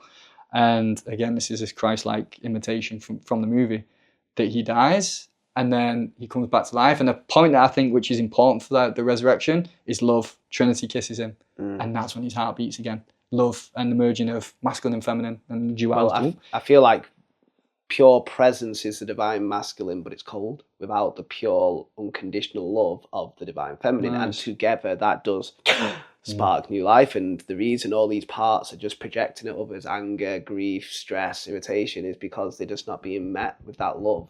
That was always meant to be met by that internal part of you, not external. And we're seeking it outside because we're not prepared to do it for ourselves. So actually sit with the pain, sit with the grief, sit with the suffering, and just rather than just looking at it, because a lot of people make this mistake, I'll pay attention if you fuck off afterwards. I'll feel this, does it mean it goes? So I let go once I pay attention? No, it's got to be done with love, and that has to be unconditional. And that, I think that was a really poignant point that you just made, that like it was Trinity's love. And we might speak about Dune and, Maybe that'll come up as well again. Better be on your list, bro. Maybe. So I'm mindful that I do want to touch on some other stuff. The last thing I would say is the breaking free of the machine. Yeah. So the idea that society itself is a form of conditioning that must be escaped, but by mirrors. So escaped by mirrors. Many esoteric teachings are always talking about waking up to the greater truth, the greater truth, the greater truth. And it's like that, that Russian doll. And if you can embrace the fact that that never ends and that's how the ride continues, then that's where you break free from the machine. But if you are scared that you won't reach the end, or that you are certain you know everything and you've reached the end, you're just going to stay in that machine, that circle, that cog, until eventually. Yeah. And that's what death will fucking do if you won't. Yeah, well, that's it. That's why death is a grateful process, because it will do that for as us. Liam said in the last episode, lucky bastard your dad and my mum. So yeah, the point that I know I went on about a few things, but it is the breaking free from the machine. Funny enough, I do have in my notes that it was inspired by Plato's allegory of the cave. That wasn't something that I'd remembered until you brought it up again there. Morpheus being the wise mentor, that's akin to the bodhisattva. You say it. Bodhisattva. That's what I'm trying to say. And then the red pill's just a metaphor, obviously, for spiritual awakening. Truth. The idea of that machine as well, like what is a machine, which Dune touches into very well, like the thinking machine, as opposed to a free, live thinking mind, and machines taking that away. And our free will's gone, which we're seeing with our infancy with social media and technology at the moment, and how we're going to use that well when we get to that point of consciousness with it. But the idea that machines take over, and not just machines and AI in the sense of what they physically are, but that lack of humanness in general. Even if the machines technology wasn't invented, if we don't act upon our humanity, what are we like? When not being alive because we're unconscious and not active is how I see that. But will you become a machine yourself if that's the case? Yeah. Stuck to what we know, like a machine is logic too. Smith, pure logic, doesn't feel, despises it. When he has those senses, like the smell. Oh, the smell. The smell, Mr. Anderson. The whole idea of breaking free out of that on, again, multiple levels, which is why the Matrix is so impactful. And how truth isn't pretty. When he comes out into the Nebuchadnezzar, the ship, and they're all tatty clothes, and it's cold, and dark, the food is like grim. But they still have a fucking good dance, don't they? They have a great rave, mate, that K-rave. DJ Moksha there. Sorry, interrupted you. Which bit is it? When they take the red pill, which is the metaphor for truth, and it's not pretty, the food ain't good. Cypher, who is the Judas, he scared the bejesus out of me. Is what he says when Neo scares him. Again, that was what you were saying. It's not that no, it's just the line he says. Yeah. And he tells Smith, he's eating the steak, the metaphor for the good life, drinking the wine, make me someone important or something like an actor, and he's saying all this, I don't want to remember anything. Because this takes us back to that representation of what you mentioned of the ego going, I'd rather stay in this comfort, because the truth, whatever layer it is, it doesn't have to be a physically cold place, but internally it's like, I don't want to know that. Yeah. You don't appreciate the beauty behind the disgusting, the sacred, the divinity behind the pain, behind the dullness, the boringness. So why would you want it? Yeah. And that's where breaking free from the machine and seeing, oh, fuck, that glass of water's like watching paint is fucking mint, you know what I mean? That grass growing fucking hell, you know what I mean? Was there any other points before we move on to the next one? It's another podcast on its own. Yeah, maybe we'll have a spin-off. So Michael's the name, meditation is the game, and Meditation with Michael has now launched its very own website. Everything I'm doing is going to be on there. From meditation classes, which you can join in person, catch up if you missed one, or just join online from the comfort of your own home. One-to-one sessions. We've got loads of freebies like the chakra meditations, and we've also got a new 10-day beginners course. So if you really want to build that strong foundation, I've suffered with anxiety, depression, suicidal tendencies. I've lost family members. I've been an addict, unhealthy relationships coming out my ears. Meditation was the panacea. Learning how to sit with any sensation that arises really just helps you to master that patience, and those who master patience, well, they master everything else. So I want to pass that on. It is my purpose to alleviate my own suffering, show others how to do the same, and we can all live more peacefully. It sounds all right, that, doesn't it? So this website is a lovely little hub for you to find everything I'm doing, from the ecstatic dances to the floating meditation journeys. I'll put a link in the description. Go check out meditationwithmichael.co.uk and awaken the power within. Peace and love, guys. So that was number 3, but guess what number 2 was? I'm going to bring in your shirt. Go on. Good old Dune. Yeah. So I was watching Dune 1 last night because, this is the newest one. So I played the game when I was younger. And all I ever thought about was like trying to control the spice. Okay, I never went into the depth, the spiritual background behind it. I didn't even touch on that. But then I watched it with, Wizardry, David. And have you met Echo Widmer? So we were watching our ears because he's like, no, you need to watch fucking Dune. So I was like, right, we'll watch Dune. A few drops. I won't say what. And then I was like, because I tried watching Dune the first time, I was fucking well ill and I was well high. And you gotta pay attention to Dune. Yeah, and I was just like, nah, this is a bit fucking much, this, which was really surprising for me because cinematography on it is banging. Oh, I love art, and that was art. That's not just a fucking film, that is art, which I guess is what films are. And then I watched the second one with my mum, and I was just like, because I kept trying to bug you. It was a Jedi. We got like a little Jedi cinema club going on, and I was trying to bug you all, but we all got busy lives. So in the end, I was like, I'm not waiting. I want to see it. And it's like, Dune 1 is very good, but it's a new hope compared to Dune 2, which is an Empire Strikes fucking back. Like, Dune 2, I was like, I almost felt, no, I did. I felt spiritual watching the film.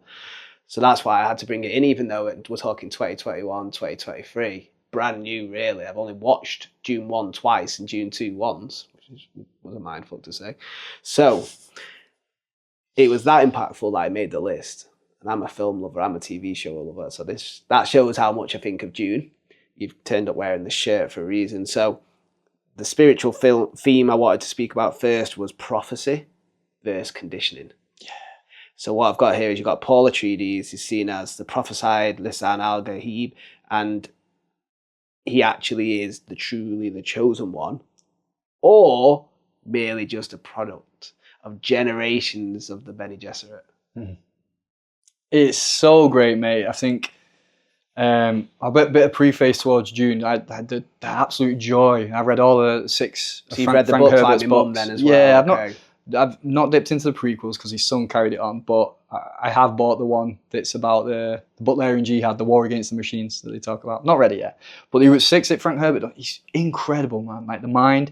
He was actually a political scriptwriter. And there's a lot of this is when you know someone as an author is like very clever people, and they put that into story. So I think he studied ecology as well.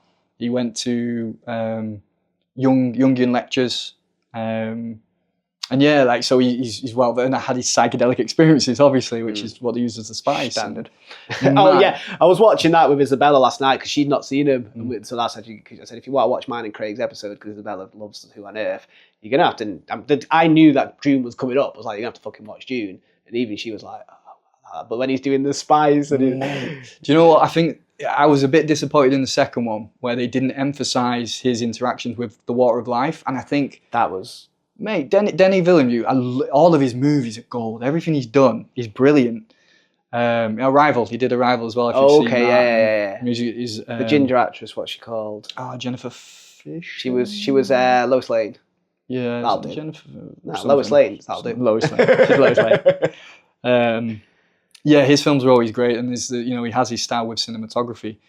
But I was like, they obviously changed some stuff from the books because they needed to. Like, people were a bit upset with what they did with Chani, with Zidania. I thought it was quite good. But he kind of took away a lot of the power of the prescience, when he has his abilities to see into the future, which seemed more emphasized in the first one. And in the second one, he has his his ayahuasca moment when he drinks the water of life. And I don't definitely think ayahuasca moment. Yeah, 100% was having a bit of that earthy treacle. He definitely was. I don't think they capitalized on that as much as I would have liked to see visually, and the importance of it. Because I think he did that on purpose to sort of not like, this is something almost Tao-like. It can't be something like Tao-like. It can't be seen. It can't be touched. This is this is going to ruin it for you if I show it you? I don't know, because you're interpreting a story. Like, for me, I would have loved to see it, because I like to see things get respect and props that way, in the sense, well, my own love for the plant medicines anyway, but James Cameron had one for Avatar. You can see the deleted scene where it's not fully put together, but Jake Sully in it did his version of ayahuasca, which Cameron's done. And it was a ceremony with the other Avatar, and that's when he knows to go to, was it Timbuktu? Or the giant bird. Timbuktu, He knows to go and get Timbuktu because he had a vision about it, and that's how he unites the clans. But, it's a big-ass movie, they cut it out. Yeah. And it's just, I think things like that, especially in Dune, because it's a massive part, the chapter in the book, it's so beautifully wrote, like how he puts time bending into it and his sense of becoming one with everything and seeing all these lineages of time and how he's merging the ancestral memories. Like, it's big. I would have liked to see that get more props in the film, but he was present anyway. Like when the first movie opens, Dreams and Messages from the Deep, the first thing that comes up on a blank screen, and then he goes into it and he's talking to Duncan, Idaho, about, I had this dream you died. So he's already prescient. You could already see these things, but the spice. He's sensitive to it, isn't he? Yeah, as well. which I feel like kicks off. I can relate to. You know what I'm saying? I don't know about yourself, but when you clear all the gunk, you start realising that, there's a fucking universe in here. And then these master medicines go, let me show you this door. Bit Yellow Submarine-esque. So, I just wanted to talk about the manipulation that comes from the fact that he's already being groomed. And that moment when he overhears his mum right at the start going like, and he's like, imagine it, like your mum had been sort of using you in a way to fulfill some sort of egoic, I'm going to be the mother of the church, I am Mother Mary sort of vibes. And then there's this tension between destiny and deeply ingrained programming that then raises questions about like how much of spirituality is actually innate and how much is just learned. Yeah, this is what I really loved about Dune, was this part was one of the main first things. I was like, that is so genius. You've got this prophecy, and like Star Wars, the chosen one, of what it made me really think about was the structure of religion and how that is seeded, because it's a very similar situation to the real world. You've got religion seeded to make you think and believe a certain way, with such a power behind it, with this one healer and hero, that can then like, you can't be that, But in this case, he was that. You are this leader. But how true was it? Because the Bene Gesserits have done this to all planets for as a safety thing. But it arises at that time. So you've already got the Fremen able to believe and access that because it's deep in their beliefs, their religious beliefs. The Freeman, obviously, by the way. The Freeman, for sure. And then you've got him who starts like, he knows it's fake. What does that line he says in the second movie? And he says something about, you call this hope, or you think this isn't hope, because they're just believing in him because they were taught to believe him over years of indoctrination. But there's such a good part about it is that he is that as well. But he has to believe in himself to be what he is, and then not get manipulated and moved by it. And it's like it's just so brilliantly layered about what that means for our state, our institutional states that we believe in. Because we see real life actions with it, but was it set up that way, Yeah. And what's our conditioning to believe these things? Well, that's why I have a lot of friends who love astrology, and at first, which was very old pattern of behaviour, I scoffed at it, which I did with everything really, because I was so scared of the actual truth that let's not go there. But the more I opened, and then with astrology, I don't disbelieve that everything is connected and everything impacts each other. I just don't know if I believe your indoctrinated way of explaining what that means about my own personal life. Because if you go back far enough and make something as complex as you can, it sounds fucking believable. And that's why conspiracy theories are all over the place. So I'm not saying I don't believe the planets are connected to us and have certain effects depending on what happened. I'm just not sure and I'm also open to the fact that you might. Whereas that's allowing myself to now balance the skepticism and the openness. I'm not just believing everyone, but I'm also not just discounting everybody. The Bene Gesserit and mystical practices. So we're going back into that mysticism, which I love the mystical side of things. I think I used to be a Merlin, Michael Merlin, whatever. So talking about the control over genetics, voice manipulation, Voice. Pass me the glass. And then my girl last night, Isabella, was like, give me the falafel. I was like, wrong tone, darling. The pitch wasn't quite right. And then mind training mirrors esoteric wisdom, traditions, and secret societies. So obviously that's bringing in the witchy vibe that they're sort of pulling all the strings in the shadows. But there's always a respect, and everybody has one. So I'm curious about your feelings towards. I respect him. What? Sorry. So sort of like what his mother is. What's the name? The Bene Gesserit. Yeah. That's what they call. That's what they call all the ladies, isn't it? Who Reverend mothers. Reverend the ones mothers. who take the water and the poison, and they become Reverend mothers. Yeah, but the Bene Gesserit, were they the ones that? Obviously, you can tell this is a film. Are they the people who just? That's the whole group That's of them. like- So if you're in the Bene Gesserit, you're one of the witches. That's what I was trying to say. The whole thing, and then also I was quite interested at how they saw the male as the abomination. Yeah. Yeah, well, there's more inside what he's converted from the book about abomination, which goes into Messiah, and he's done it a bit different, but it'll go into that. And when they use the abomination, it's like they were saying that the abomination, or the Quizwitch Haderach, which is this manipulation of getting the man to be able to access the deeper depths that the women can't. So the Quizwitch Haderach was going to be this ultimate being, Christ-like figure for them, who can see as far into the future as he likes. He can see as far back because he can see. The women can only see through the ancestral women's line. While if they get a man to do it, he'll be able to see through both. And all the men that have tried it have died. They haven't been able to. It's too much. They say we're trying to find a mind strong enough. Yeah, which was the whole point of the bloodlines, to get to the point where they can create the Quizwitch Haderach and him be in their control. But obviously being an ultimate being wouldn't be in anybody's control because he could see that. So it's their arrogance, their hubris of like the Jedi Order wanting to put all these lines together, and they were doing a great job of it. You know, it was close to that point. Jessica was meant to have a daughter rather than Paul. And it was meant to be the next generation after that would have been their Quizwitch Haderach, but it didn't get to that. So all this manipulation going on and the mysticism, which Frank Herbert was a big Eastern follower to, an esoteric practitioner. So they call the practice when they're like slowing their heart rate down, prana bindu. So prana and bindi, you know, For people who don't know what prana is. Vital life force, Sanskrit for vital, for life force. So he'd include these practices that they use for deep meditation. Or when the part where they're trenched in the sand, Jessica would slow her heart rate down through like breathing and slow and still. All this stuff was already layered in from real practices once again, which is why people like ourselves have that pull and that interest to it from the projection of the movie, but because we dig that stuff. And I'm watching it going, yeah, I was doing that last night. So I want to keep this going then. Fear and enlightenment. Fear is the mind killer. Yeah, fear is my killer. I must not. This mantra reflects Buddhist detachment, again stoicism, and then overcoming the ego. Yeah, when he puts his hand in the box. Oh, and at first he's like, oh, and you can feel the little boy in him. Oh no, this is fucking horrible. And then it's just, oh, there's no way out. She's going to kill me, or this is going to continue. Yeah. And then it's like, when there is no plan B doesn't get your energy anymore. It's only plan A, which is, go on then. got to go in. Let's do it then. Got to go in. She has the gom jabbar by his neck, that little pin. And his mum's outside, and her tears and pain for him, knowing he has to go through that.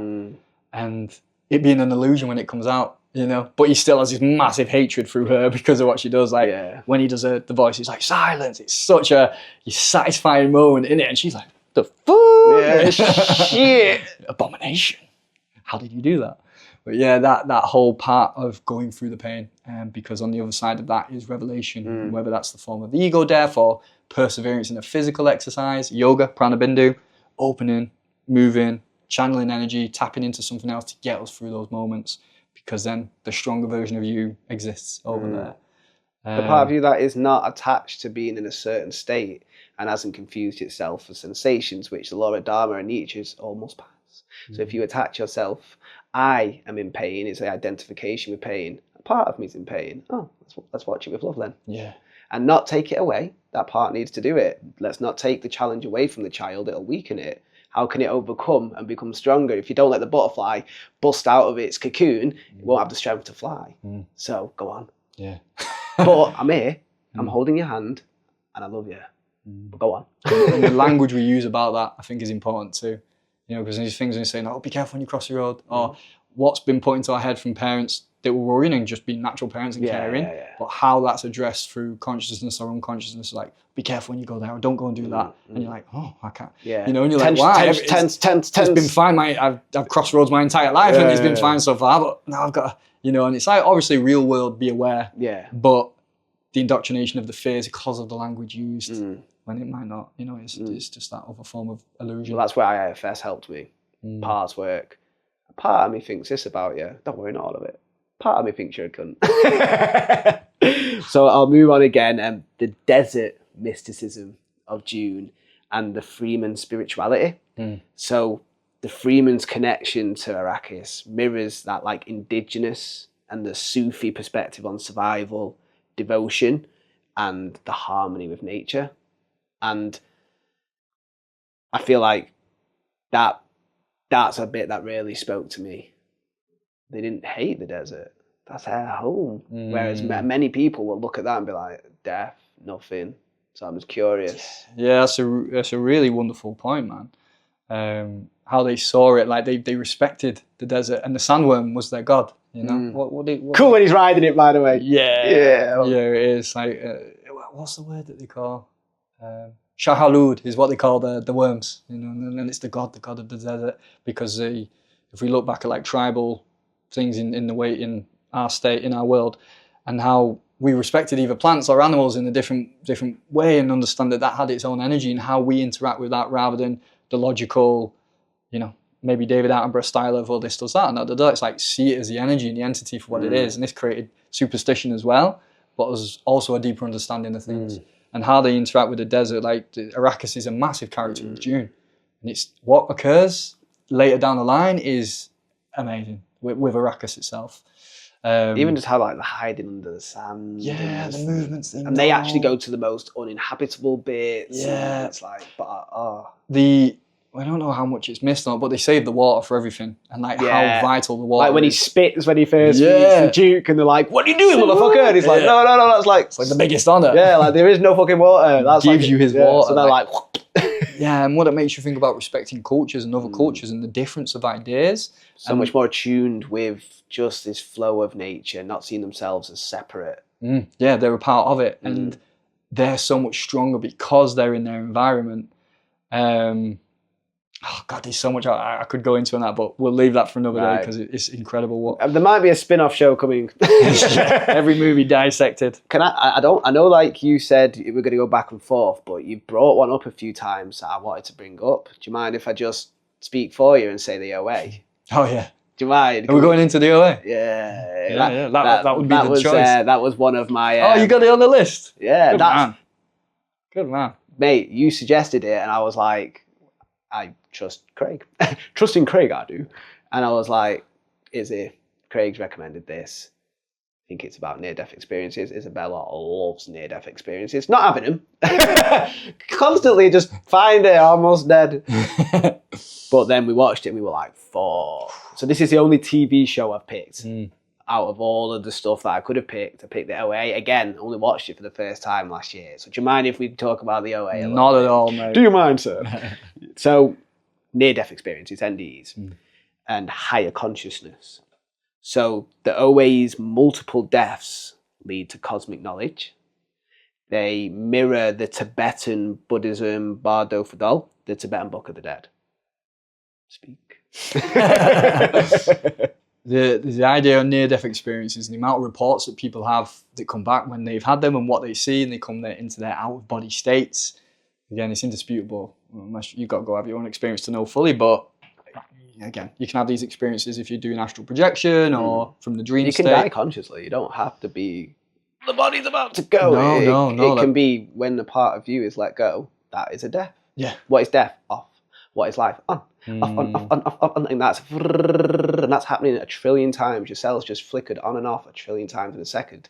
That gave us the illusion of something solid. Like when you try and record a helicopter, it's like the propellers ain't moving.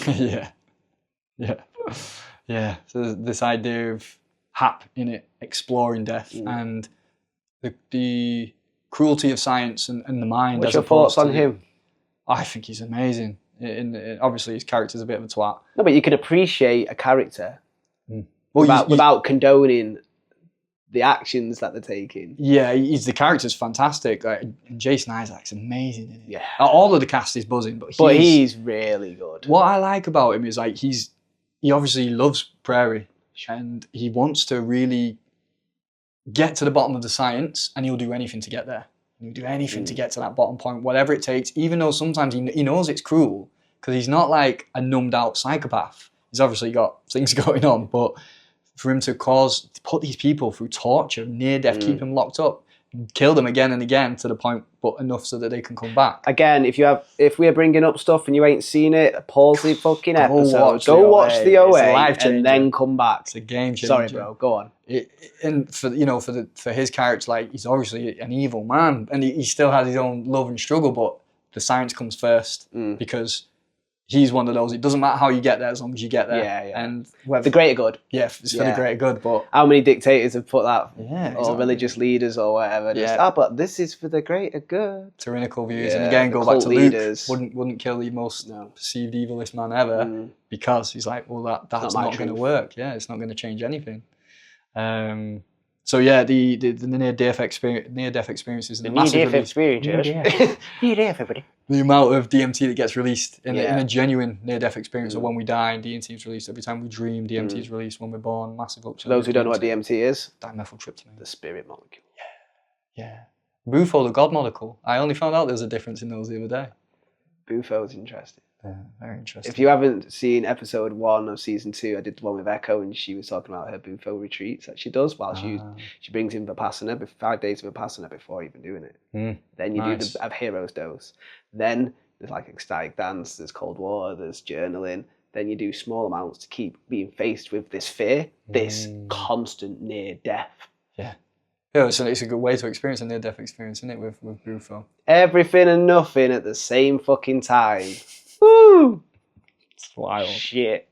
And then that just goes, Pandora's box of defense systems, let me just open that. Yeah. And I am here for it. At the end of it, I was like, let's go again. Yeah. And everyone's looking at me like, I used to see what I was like, purging and I was like, but I appreciated the pure, because what happened was, when it got to like everything, nothing, and then it was like something. I don't know if it was me speaking or something else. Irrelevant. It went, remember the release, and as it went release, and that high frequency pulled the depth of the low, and it was like, and it was like, oh wow, I was actually. Anyway, we digress. So, also wanted to bring up with the OA the interdimensional travel, and the spiritual evolution. So the note I've got here is the character's ability to shift reality suggests ascension, and that's akin to like the mystical traditions of light bodies, the rainbow body. So thoughts?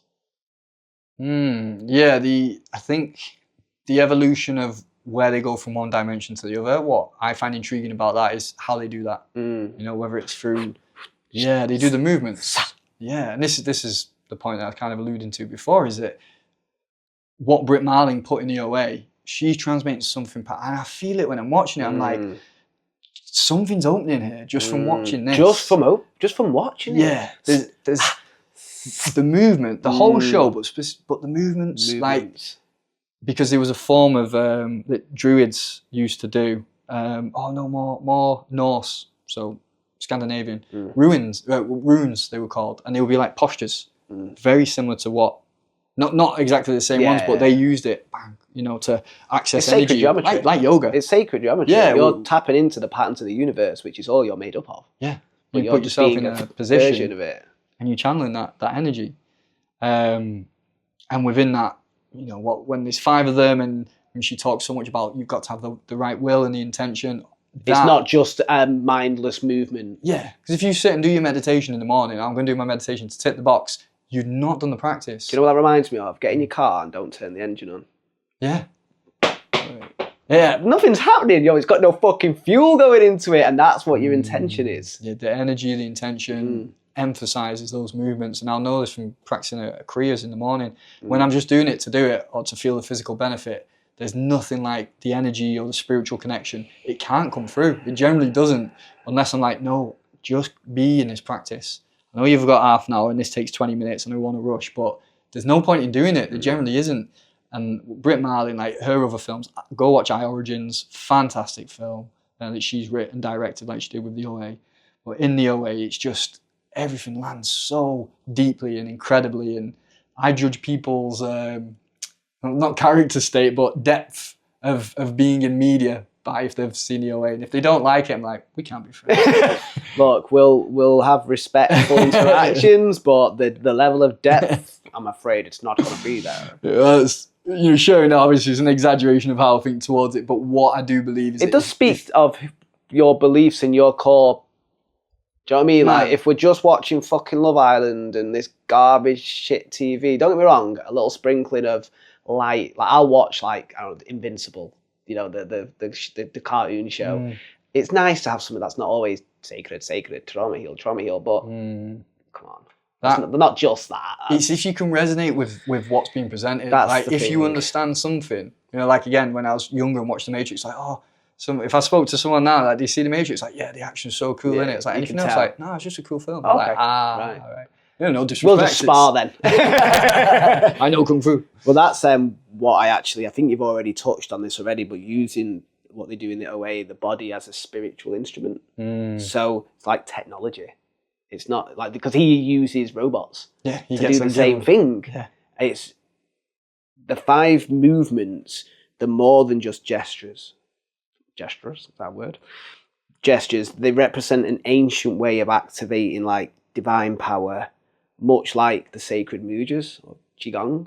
Like at the astute people, the people who have been paying attention, is I've been sat using the Dhyana Mudra for however long this episode is, because that helps to give me tranquil concentration. So it's concentrated, the divine presence, but it's with a calm, relaxed flow state manner, so that I can be with you rather than, because sometimes I'm like, manage the time and I'm like, no, I'm with this guy. This episode is the thing we're doing. So I wanted you to just bring up that bit about how it does link to like Qigong and mudras, the spiritual technology, which is our vessel. Yeah. What's interesting on that is because that energy way, that natural way, the idea of 5 people needed and the connection to do that and the will. And the character's name is Elodie in season 2. Okay. And she talks to OA and helps her, and she helps Hap. And she gives Hap the machines, because he says, like, how do I do it without other people? And she's like, oh, you're still doing it that way. This is the woman that he starts having sex with. And then, she says, remember this feeling as well, which is a very important key. I'm not going to go into that. But the robots and the machines that she gives to him, and it's like, this is to me, that's how we should be using technology. Like, not demonizing it, not thinking everything's bad, in conjunction with conscious awareness and ideally fused with nature. I think it's Singapore where they've got beautiful, like, technological houses weaved with trees and stuff around. Like, that's the sweet spot for me. Yeah, it's like, it's almost seen as idealistic or utopia, but it's not. That's what we could be creating. It makes sense. It makes sense. Like, the technology allows us to become more than just that. What do you think the fucking body was in the first place? It was it's just technology that took an eternity to master, but now we can do this. Well, it's like brings it into, just don't forget that you are nature. Yeah. So don't forget, the trees are your lungs, the sun is your energy, the wind is the motion, the value, nothing moves without it, the water is the flow. Like, you just don't forget that, or you'll become a machine. Yeah, separate from trying to conquer and tame the world as opposed to work with it. But in Dune, when they, like Star Wars, they use a retro form of technology in a kind of futuristic setting, but Dune more so, like their ships, their dress, very futuristic, but no computers, because of what the thinking machine caused the massive galactic war, because it got sentient, tried to take over. Went all Ultron. Went full Ultron. Went full Ultron, and it's like, okay, so don't create a thinking machine in the likeness of man's mind is one of the lines, and it's like, we're doing that with the AI. I didn't even clock that with Dune. Yeah, it's like, this is what, the first time I watched Dune, I was like, that was great, but I don't know what I've just seen. Like, I knew it was layered. You need to watch it. So I had to go back through it. Well, I'm watching it again, and I'm like, this is a new film? Yeah. And I don't know if it's because I've watched Dune 2 now, and I've got some deep reverence for it that I might not have had originally. Perspective. You get a lot of perspective with those kind of movies. I think that's why they give you and they feed you spiritually and mentally. Perspective is definitely, like, that's why I'll rewatch shit that I like and also that I didn't like. So if someone goes, no, save it. Like, obviously not all the time, I'm not wasting my energy, but if someone's like, nah, mate, trust me, you didn't watch it properly, And I say you said that about a film, I'd be like, right, I'll watch it again, give it another try. And I'm like, oh, that's what I was missing. I was too much that Michael. And I was like, okay. Like, you have to say that to anyone who's watched Matrix 2, 3, and 4 and they slate it. It's like, you missed it. You missed it. You wanted more of something at the first. You wanted a copy. You want me, more me. Also with the OA, then the power of shared belief. You kind of already touched on it with you need 5. Reality is influenced not just by the individual belief, as much as we love that because we know that's what we have most control over, but by a collective intention, which is why collective prayer is so much more powerful than just you. And this is a guy who used to go to Christian school and scoffed at it all, but I want you to all understand, like, I was vilifying all of these things because I didn't like the dressing. I didn't like the rapping that came in.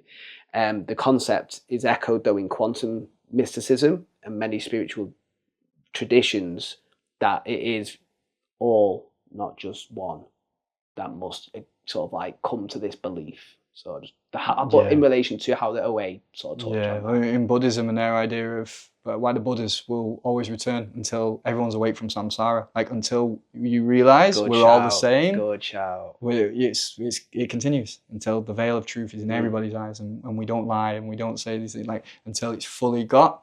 We keep coming back. We keep in the samsaric and wheel. The soul isn't bound by the body, so it doesn't fear how. Like you're going, I need this done in 80 years, 90 max. The spirit's going, all right, fuck you. Like, you know, when you die as Mario on a game, you're not like, no, because you know, bro. If you run out of continues, I'm gonna go do the whole world again. To the fucking start. But you get what I'm saying, and that joint effort. I think you touched on it beautifully there. I don't even think there's anything else that needs to be said. I think you touched on it where the Buddha keeps coming back. Why? The buddy's already the buddy's already ascended and whatever. No. He hasn't, because he is not separate from you and you haven't. So he's going to have to see if he can help you up. Or she, which one of my journeys that I did, you know, those floating ones was called Being Buddha after I did Vipassana, to show that Buddha isn't a person, it's a state of being. And we can, and basically what I do in the journey is you got the Siddhartha takes you to meet all the Buddhas of the past, and they all show you through different views. I won't give it away in case you ever want to come. So I wanted to bring in a couple more now, but we'll briefly touch on him. One, I think we've already mentioned again, so I hope you don't mind me bringing this one in. Avatar. I mean, I couldn't not bring Avatar in. So we'll start with the interconnectedness and the Gaia theory.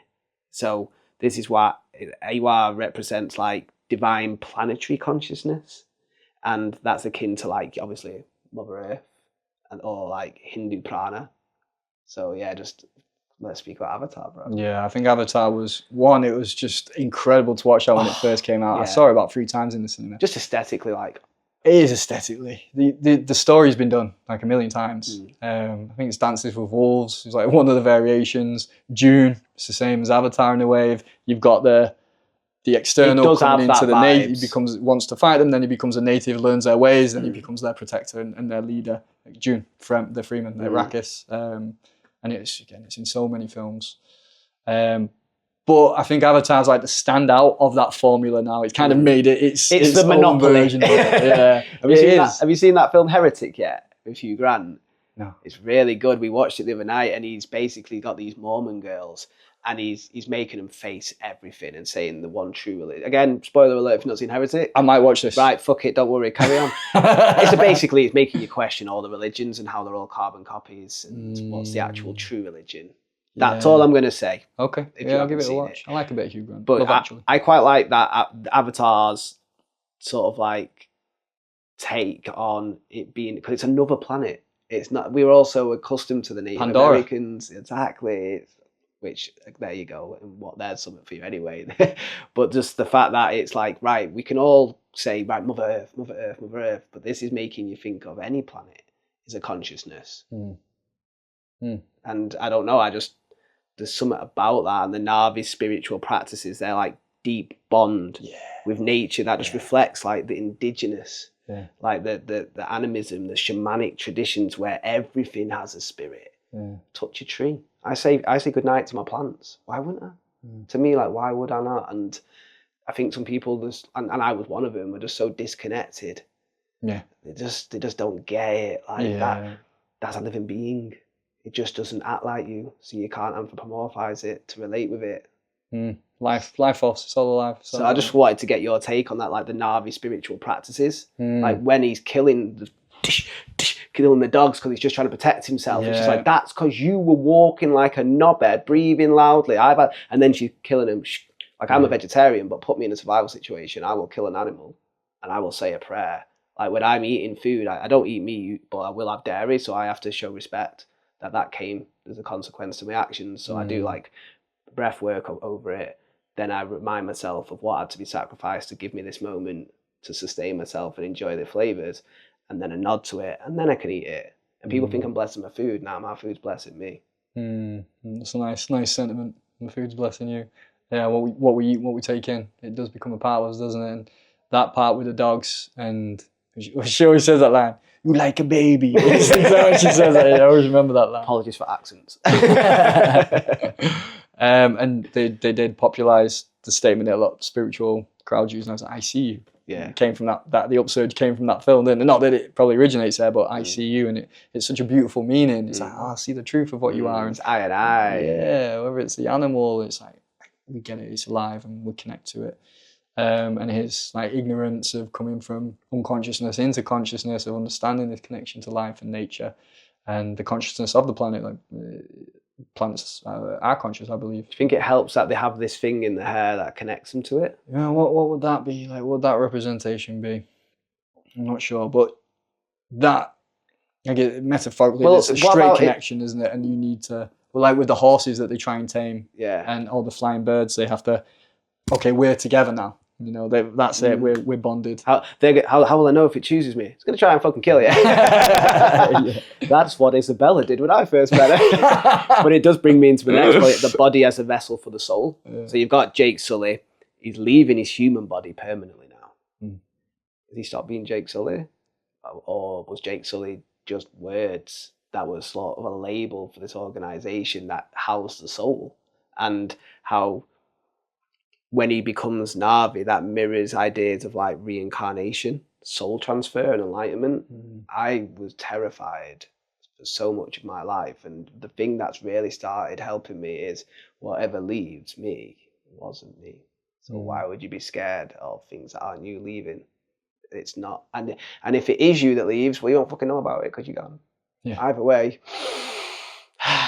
And I just wanted to bring that in, the body as a vessel for the soul, but using the Jake Sully sort of iteration of that. And similar to what you were saying with the OA and the change of dimensions from one body to the next, or in their world, other versions of himself, which is the same as this, another version of him, using the avatar body who embodies that, because it suits who he is more to fit into that demographic as well. Got legs for starters. He's got legs, yeah, it's a big win.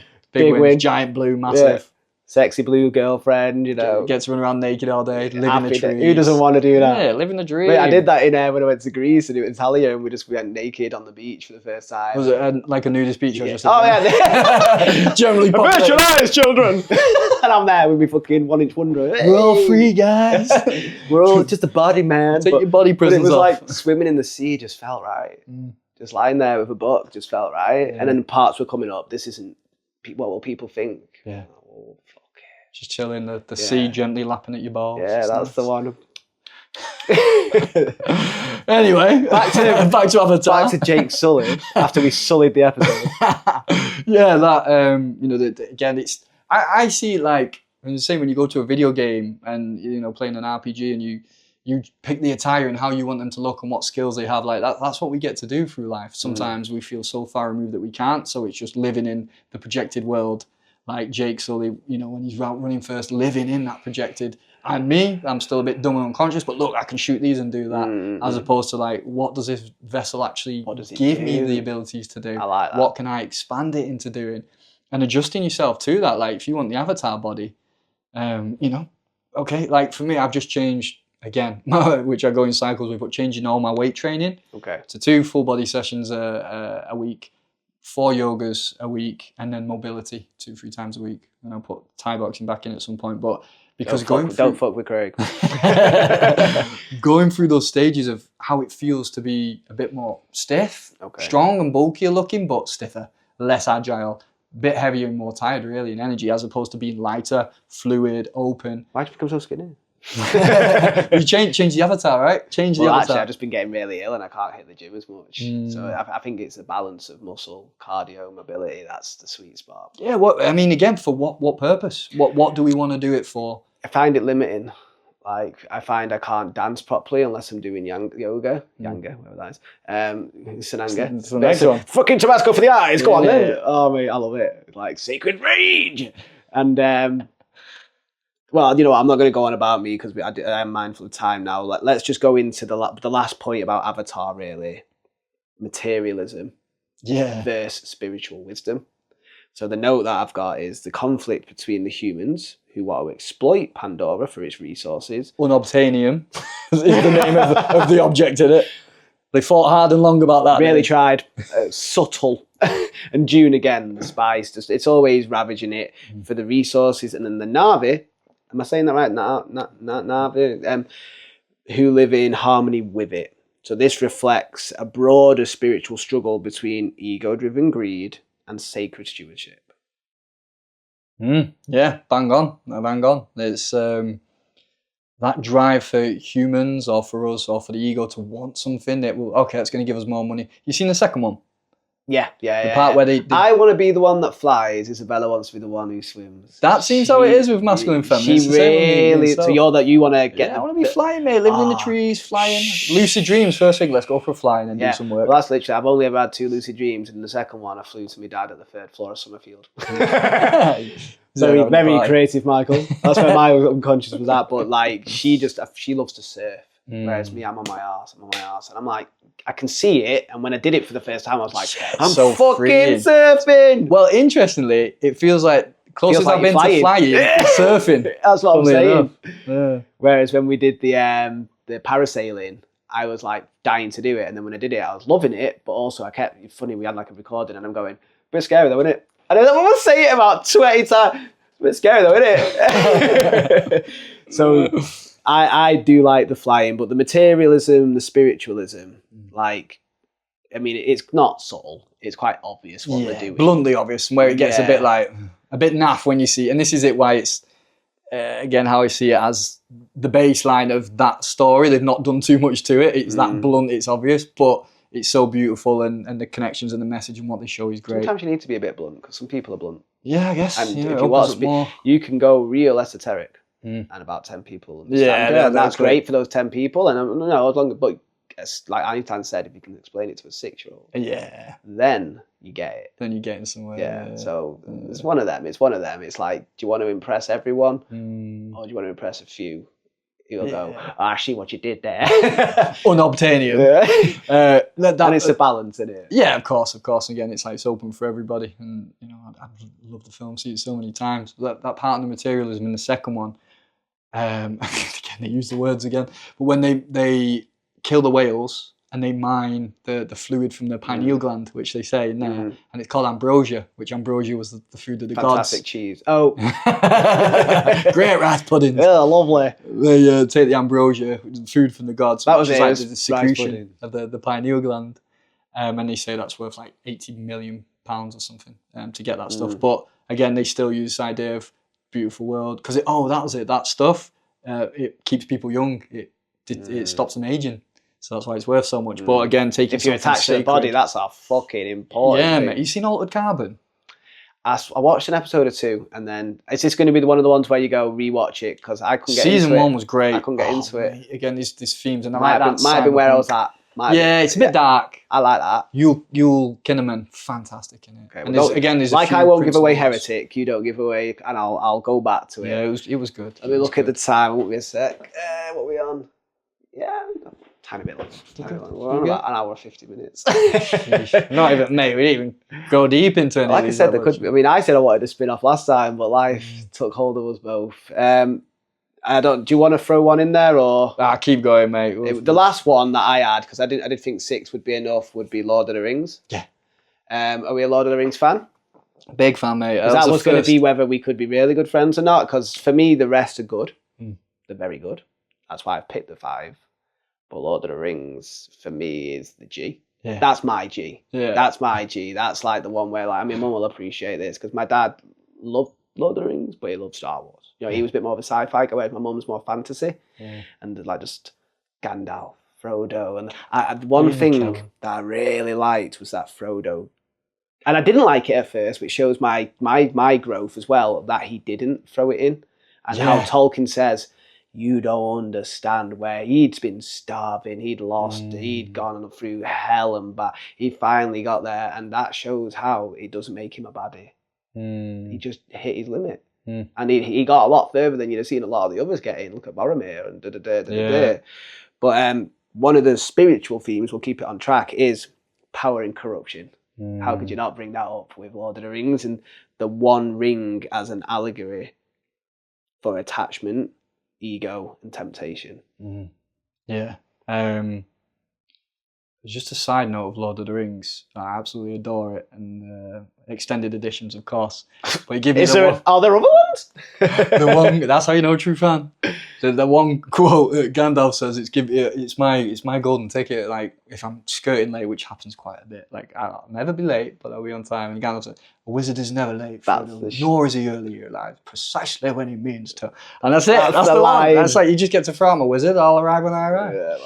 But yeah, everything you've said, the themes on that, and Tolkien, what a fantastic writer. I've read those books as well. Did them? I had them read to me before I knew what the fuck they were talking about. You had them read to you? Yeah, mate, that's dedication. My mum read them to me when I was a kid. So you know what your mum reads you, like, she was like Hobbit, Narnia, Lord of the Rings, and I'm just like, what the fuck is going on? But still loving it. And then, like, for me, that was the closest a film's ever come to being the book. Yeah, he did such a great job, right? There's a reason, you know, when you've got Harry Potter fans or Lord of the Rings fans, I saw this meme about, and it was like, Harry Potter maybe 1 or 2 Oscars, Lord of the Rings 12. Do you know what I mean? Harry Potter's a G. Mate, I'm not on board. Oh, man, I love Harry Potter. I don't mind it. Maybe it's because I grew up on it, and but you're putting it next to Lord of the Rings, and I'm afraid it's gonna first round knockout. it's a funny one, like, because I'd have these conversations, like, my partner, she loves Harry Potter, and she'll rewatch it again, and she doesn't like Lord of the Rings. Whoa! I know. And you're having a baby with this person. I know. Bloody hell! Well, she doesn't know Boromir is a name from Lord of the Rings, so when the kid comes out, I'm like, it's Boromir. Is that the one you'd pick? Nah. I was going to say, out of every Aragorn all day, mate. Gimli, just for the joke. Gimli, it? Yeah, good. Aragorn, Gimli, Seaton. The connection between Harry Potter and, like, something about it just doesn't pull me in. Okay. I read the first 4 books and I watched the films, but it's like, I know that more women would love Lord of the Rings, love Harry Potter than they would love Lord of the Rings. Okay. And it, you know, like we said, the air and the sea. There's just these natural plants. It doesn't mean everything. It is a generalism, by the way. Like, it's definitely generalism, but I just think of the people who love Harry Potter from the feminine side and love Lord of the Rings. There's a clear dissonance in my experience of that. But Harry Potter across the board, it seems generally well loved all around. But I'm just, it's funny. Each to their own. Each to their own. We were going to be really good friends. Is that cost it? Nah, you like Lord of the Rings. The 6, Harry Potter wasn't on the list. Do you get what I'm saying? So, but let's just bring back to this power and corruption and this One Ring being deceived by Sauron, like the spiritual connotations behind that. How are you feeling about that particular part of the story? You know, whether it's like the dark side in Star Wars and this, again, another metaphor for something else, like this ring, gold little ring. It's always connected to the evil, isn't it? Like when he puts it on, or you can use it to go invisible. Every time you use it, you're kind of gonna lose a bit more of yourself to these things, or that you can be seen. And yeah, it's nice how the hobbits, because they're so pure of heart, they can do the journey. But like Boromir, as you said, they can't, and one by one, except Aragorn, one by one they start dropping. Yeah, Aragorn's like, he might be one of my favourite, like, hero, Superman kind of characters. Yeah. I kind of lean more towards your wizardy, shamanic, weirdo characters.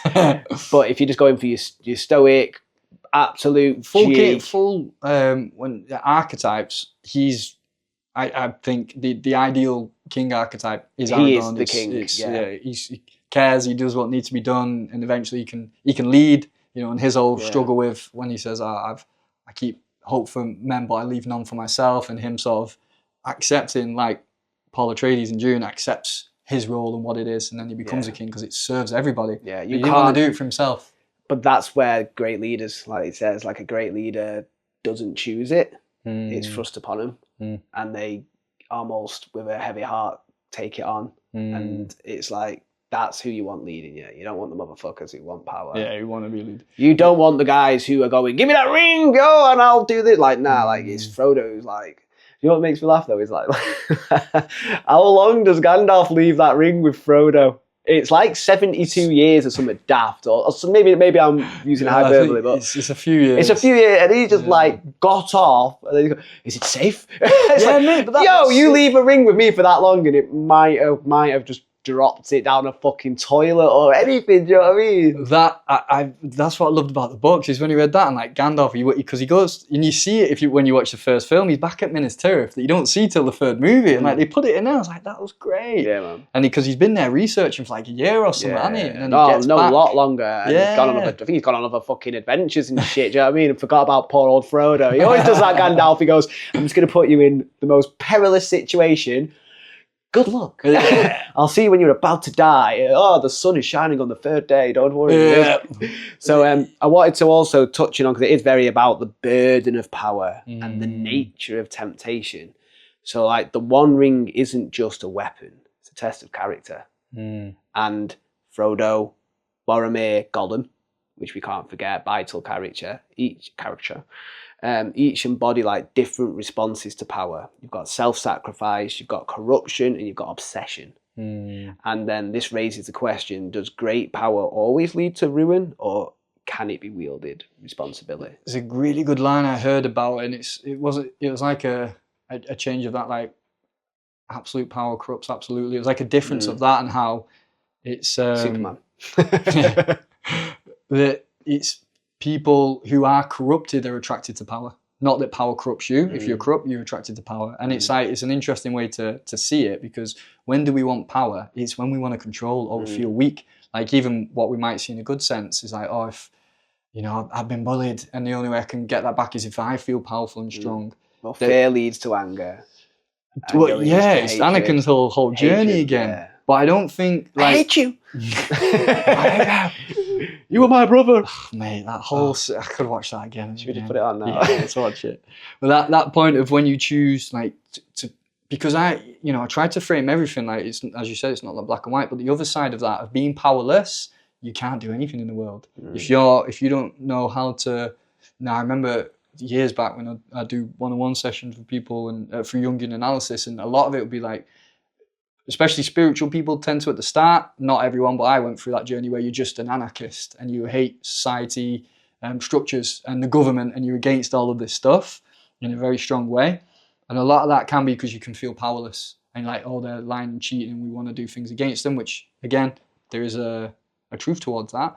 But more so, if you've got power in your side, you can do a Neo and you can stop the bullets because you know they're not really there. You can't do that if you don't believe in your own power. And to feel insecure and I think you might have said this for yourself in the past, but having those people-pleasing qualities and checking that everything's okay and all right. Yeah, I had a part when I was on LSD and I was just going up to everyone, are you okay? Every 5 minutes so. Are you okay? It's lovely. Are you okay 20 times in an hour? You know what I mean? It's like, bro, I'm okay. And then my friend Andrea was like, why do you keep asking everyone? And I'm like, and my go-to thing now is meditate with that energy. People who aren't okay attack me. And that leads to unsavory scenarios. So if I make sure they're all okay, but then I'm not really checking they're okay, am I? I'm just making sure they ain't going to attack me. Yeah, because we feel powerless. Or we feel like that attack's going to come and we don't have what we needed for defense, because at a point we were defenseless and we got attacked, you know? And that seemed like, well, where's the power in that? And like what we were saying with the Neo thing before and people going, oh, I am Jesus. It's like, oh, the power's gone to the head. I am the chosen one. Yeah, it's not gone to the heart. It's gone to the concept of and that's power. Just going to the scared little boy and girl. So what do they need? They need mummy and daddy, and not outside of themselves. They need the divine masculine, which was presence, and the divine feminine, which was love, unconditional love. Not that I don't think there is another kind of love, personally. And that's where your mum and dad for yourself, you're pairing those parts of yourself so that they don't seek the power, and the power comes to them because you just sit still and go. And then, funny enough, and Ramdas says this, when you don't want it, you'll get it. And it's like, that's when you really are powerful. The rest is pseudo power, Yeah. in my opinion, and it's fleeting as well. It's built on poor structure. Last little bit then before we wrap up. I'm not asked about them. For people who really want to understand the depth of what we're talking about, this is going to be their vibe. If not, it's not. It might just not be. It might be unobtainium. So we'll ask last 3 points, and I'll let you go back to your lovely partner who doesn't like Lord of the Rings. Mortality. We can't speak about Lord of the Rings without talking about the longing for immortality. So the elves live forever, but are fading, while men fear death, but are gifted with an unknown afterlife. So this tension mirrors real-world spiritual teachings on impermanence, reincarnation, and the soul's journey. Would you rather be the elf that never dies but fades, or would you rather be the man that will die but there's something else next? I think there's something really poetic about being a human in general. Like, out of them, I'll be Gandalf. Just I know he's not in there. You can't be Gandalf because I'm Gandalf. You can be Saruman.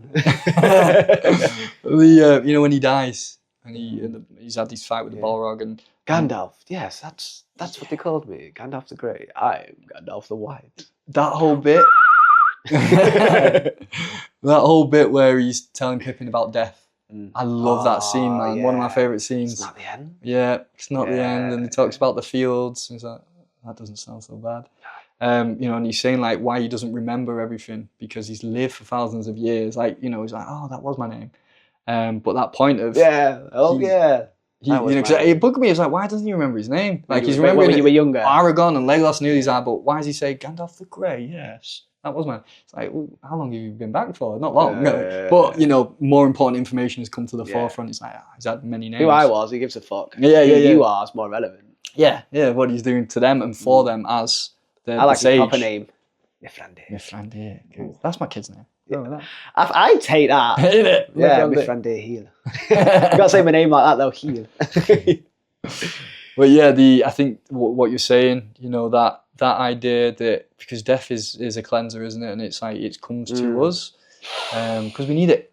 We need it because of ego and the structure that we have, and if we can't sort of work with the idea of impermanence in our daily waking state, you know, and it's happening, the fruit's going to rot. You know, the walls will eventually fall down. Civilizations will change. It's everywhere. If you just attach to this, you can never be that. And yet, just being good. Imagine just never, because that means that not one cell can change then. Yeah. You've died 1,000,000 times, a trillion times. You have. You know, when just kept the same name and the body looks similar. When do we make ourselves ill? It's when we're trying to fight some form of change or we're doing something that disrupts the natural system. So you think like of an illness within ourselves. If we've done something like your organs gone dodgy or you smoke a lot and your lungs are out, you're disrupting the natural healing process, right? So the information that's going to that then can't do its own thing because we want it to be another way, as opposed to what's the adjustment that's required that nature always knows. The body always knows. Well, the trees always know. You know, in Dune, the bit I loved when I rewatched it and I didn't realise how smart it was when he's in the sandstorm with the fucking dragonfly thing. Right. And it's like, it's almost like an Obi-Wan moment, isn't it? It's like, use the flow. Yeah. And he just turns it off and becomes the flow. Yeah. And that's how he survives. He doesn't fight the flow of the universe. He just, to me, the first time I watched it, I think I was just trying to understand what the fuck's going on. Yeah. And then the second time last night, I was like, that's a Luke Skywalker moment I've ever seen one. And the an extra bit of a layer for that is he sees Jamis. You know, that's a great thing to talk about. But the guy he has to kill to become Paul Atreides, to become the Kwisatz Haderach, happens when he does that thing he's never done and he's afraid to do, is to take a man's life. And he kills Jamis, and that was a part of prescience to go into in the book when he sees him and he's in the dragonfly flying. And Jamis is his friend teaching him. Say, let me show you. Yeah, that was another path. When he killed him, I was like, what? Yeah. I thought like that was going to be his main fucking Obi-Wan character, and he's gone already. That was another timeline that he has access to as the Kwisatz Haderach that he can get to. Right. So Jamis would have been his friend had events gone another way. Right. And something really, I'll tie this up. The only way that, you know, at the end of the second one, and they start the holy war. They're about to go off, aren't they? Because he does what he does, and the jihad. As I'm having your daughter. Sorry, that's sorry, Mary Jane. Like that's not happening. Got to go do what he's got to do to the universe. Which duty has called. There's a lot about why he wrote the second book was to say you shouldn't follow charismatic leaders. So it changes, but still pure heart. Events get out of hand, and with Jamis going to, that was it. What I was about to say is, the only way that he could avoid what's to come in the future is if he killed everybody there and then, including his mum and himself. It's the only way to change the future. And then there's all these different paths with the presidents, which he might go down and has to have events a certain way. But sees these other timelines. Yeah, he has this Doctor Strange moment where it's that's the one. That's the one. And he has to try and stay on that path to make the event occur. They go into it so well but by focusing on a path and the outcome, not just to make it occur, but because you've seen it, you've created that future. It's sick. It's sick, and what it says about our mind and what we even conceptualize. It's like the prophecy, the chosen one will bring balance to the force, and they're thinking, balance to the force. How many Sith can there be, guys? How many Jedi are there right now? Do the maths. So finishing up then, last 2 points, we've got nature versus industrialization, which I don't think is a shock with Tolkien being in the time that he was. So deeply rooted in Tolkien's love for nature, is the reflection of spiritual harmony with Earth, and how, no shock, the hobbits are his main G's. Yeah. There's a place, I can't remember how far it is, like an hour or so away, where Tolkien got the inspiration for the Shire. My brother got married at the hotel. Like Malum Cove or something. Beautiful place. That's more Harry Potter vibes. I don't know what it was called. Find out and we'll go and we'll have it. It's a nice one. I almost did Harry Potter then. You get out Harry Potter town. I know. Wingardium Leviosa. just drop kick someone. Just take a gun. I mean, one thing I will say is Gandalf over Dumbledore. Always. I mean, I'm sorry. Always. Dumbledore's just... You ain't fighting Balrogs. Mate, you're getting murdered. Getting murdered. What a chance against Gandhi. Gandhi, with his cane and his glasses. Passive. And his passivity that will bring peace to the world. But the... what was the point? So it was about nature versus industrialization, because you see like Saruman's chopping down all the trees and like rip them up, and then the Ents are like, I thought we were friends, I'm gonna fuck you up now. And Pippin and Merry are just getting high. By the way, definitely getting high and pissed. Definitely. Well, he liked a bit of Tolkien was known for his love of the long bottom leaf himself. Bit of the old Toby. Yeah. He bangs it in there all the time. Yeah, man, I love that. Shylead's finest. Not wrong with it, mate. Stop vilifying it. Just don't abuse it. I love the way that the blue. Have you heard of the Blue Lions? Blue Lions. Yeah. So they're a Sikh warrior sort of, and they use deg ceremonies, which is using the cannabis. Oh yeah. Where it's legal in ceremonial. You told me about this. Oh mate. So it's with water. There's no heating process, because they say it's. No, I'm not going to give it away. We'll have a little chat, but anyway, Merry and Pippin getting high. Versus industrialization. Yeah, well, because they show the cracks in the land, don't they, and the burning of the trees and how industrial. What's the tower called, where Saruman and Gandalf have the fight? Wherever that Orthanc Tower is it? Oh, me mum would know. Mum, put it in the comments, please. They're so steel based, aren't they, in Mordor, and like the bluntness of the steel and the objects, as opposed to the nature and the beauty of the land. Especially when you were talking about like how the elves are almost entwined nature with their architecture, brings us back to that what you were saying earlier. Was it Lothlorien? And there you've got I think we've been talking too long. What's it called? Elrond lives there. Yeah, it's not Lothlorien. What's it called? No, it's not. Oh my god, this is amateur moment. Livendell, no. Rivendell. Rivendell. That was close. Rivendell. Oh, mate, my mum would spank me. We've been talking too long. My mind's burnt. So yeah, just how beautiful that is. And then, but then it's funny, like, no matter how beautiful all that was, Sam gets there. It's all they ever wanted, and he's there, and then he's like, "When are we going back?" Yeah, it's time to go home. Yeah, when are we going back now? Oh, when are we going? Not yet, Sam. You got a few years. Yeah, you got some shit to do. And then doesn't lose any weight though on his journey. Yeah, and stays a little. I can rotund. understand why Gollum was a bit dubious about him eating that fucking Lambus bread. Like, God, come on. I used to hate that part. You know, when he's like, "It's him," and he's got the crumbs on him. I'm like, "You little shit!" Yeah, you it's fucking. Like, no, Mr. Frodo. And he's crying. Yeah, I'm like, Sam, you broke my heart. That shows how Gollum knew how to manipulate him, because Gollum's been there, like more than Gollum's deep in it. Like he's like had it for fucking hundreds of years, you know what I mean? And it's like he knows exactly how that ring's going to be twisting Frodo, and it's like, no matter, like, of course it's not fucking, that's obvious. And yet how many times have we had an argument with a loved one, vilified somebody that we fucking cared about? It's like a part of you knows how to push them buttons. Don't eat my bread, bitch. Don't be eating my bread. Michael, don't share food. She might have done that voice. Give me the falafel. She didn't get no falafel. She got it. No, we don't condone domestic violence. Last bit then, sacrifice and redemption. So we've already touched on sacrifice a bit, and I think that is really poignant to me. Like, to see somebody else give up something for the betterment of somebody they perceive as separate to themselves. So Frodo's burden mirrors like that Christ-like suffering, while Gollum represents the shadow self, and one that's never truly gone, but it can be either integrated or lead to your downfall. So many people, shadow work, I think they think that means getting rid of the darkness. Nah. And I think Tolkien, his journey through that three just masterpieces, like that really epitomized it. So just your thoughts on the sacrifice and the redemption, like that moment. Yeah, I really like that. I've never considered it being like the shadow of Frodo. I like that, like the light and the dark side. And yeah, because Frodo was like really compassionate, wasn't he? He's like, well, Frodo, like Gollum started out just like in another shire. It's not Manchester, it's Liverpool. You know what I mean? Yeah. How Sam's like calling him names, and he's like, why'd you do that? You know, just and he's like, because that's what he is. He's a villain, and he's right.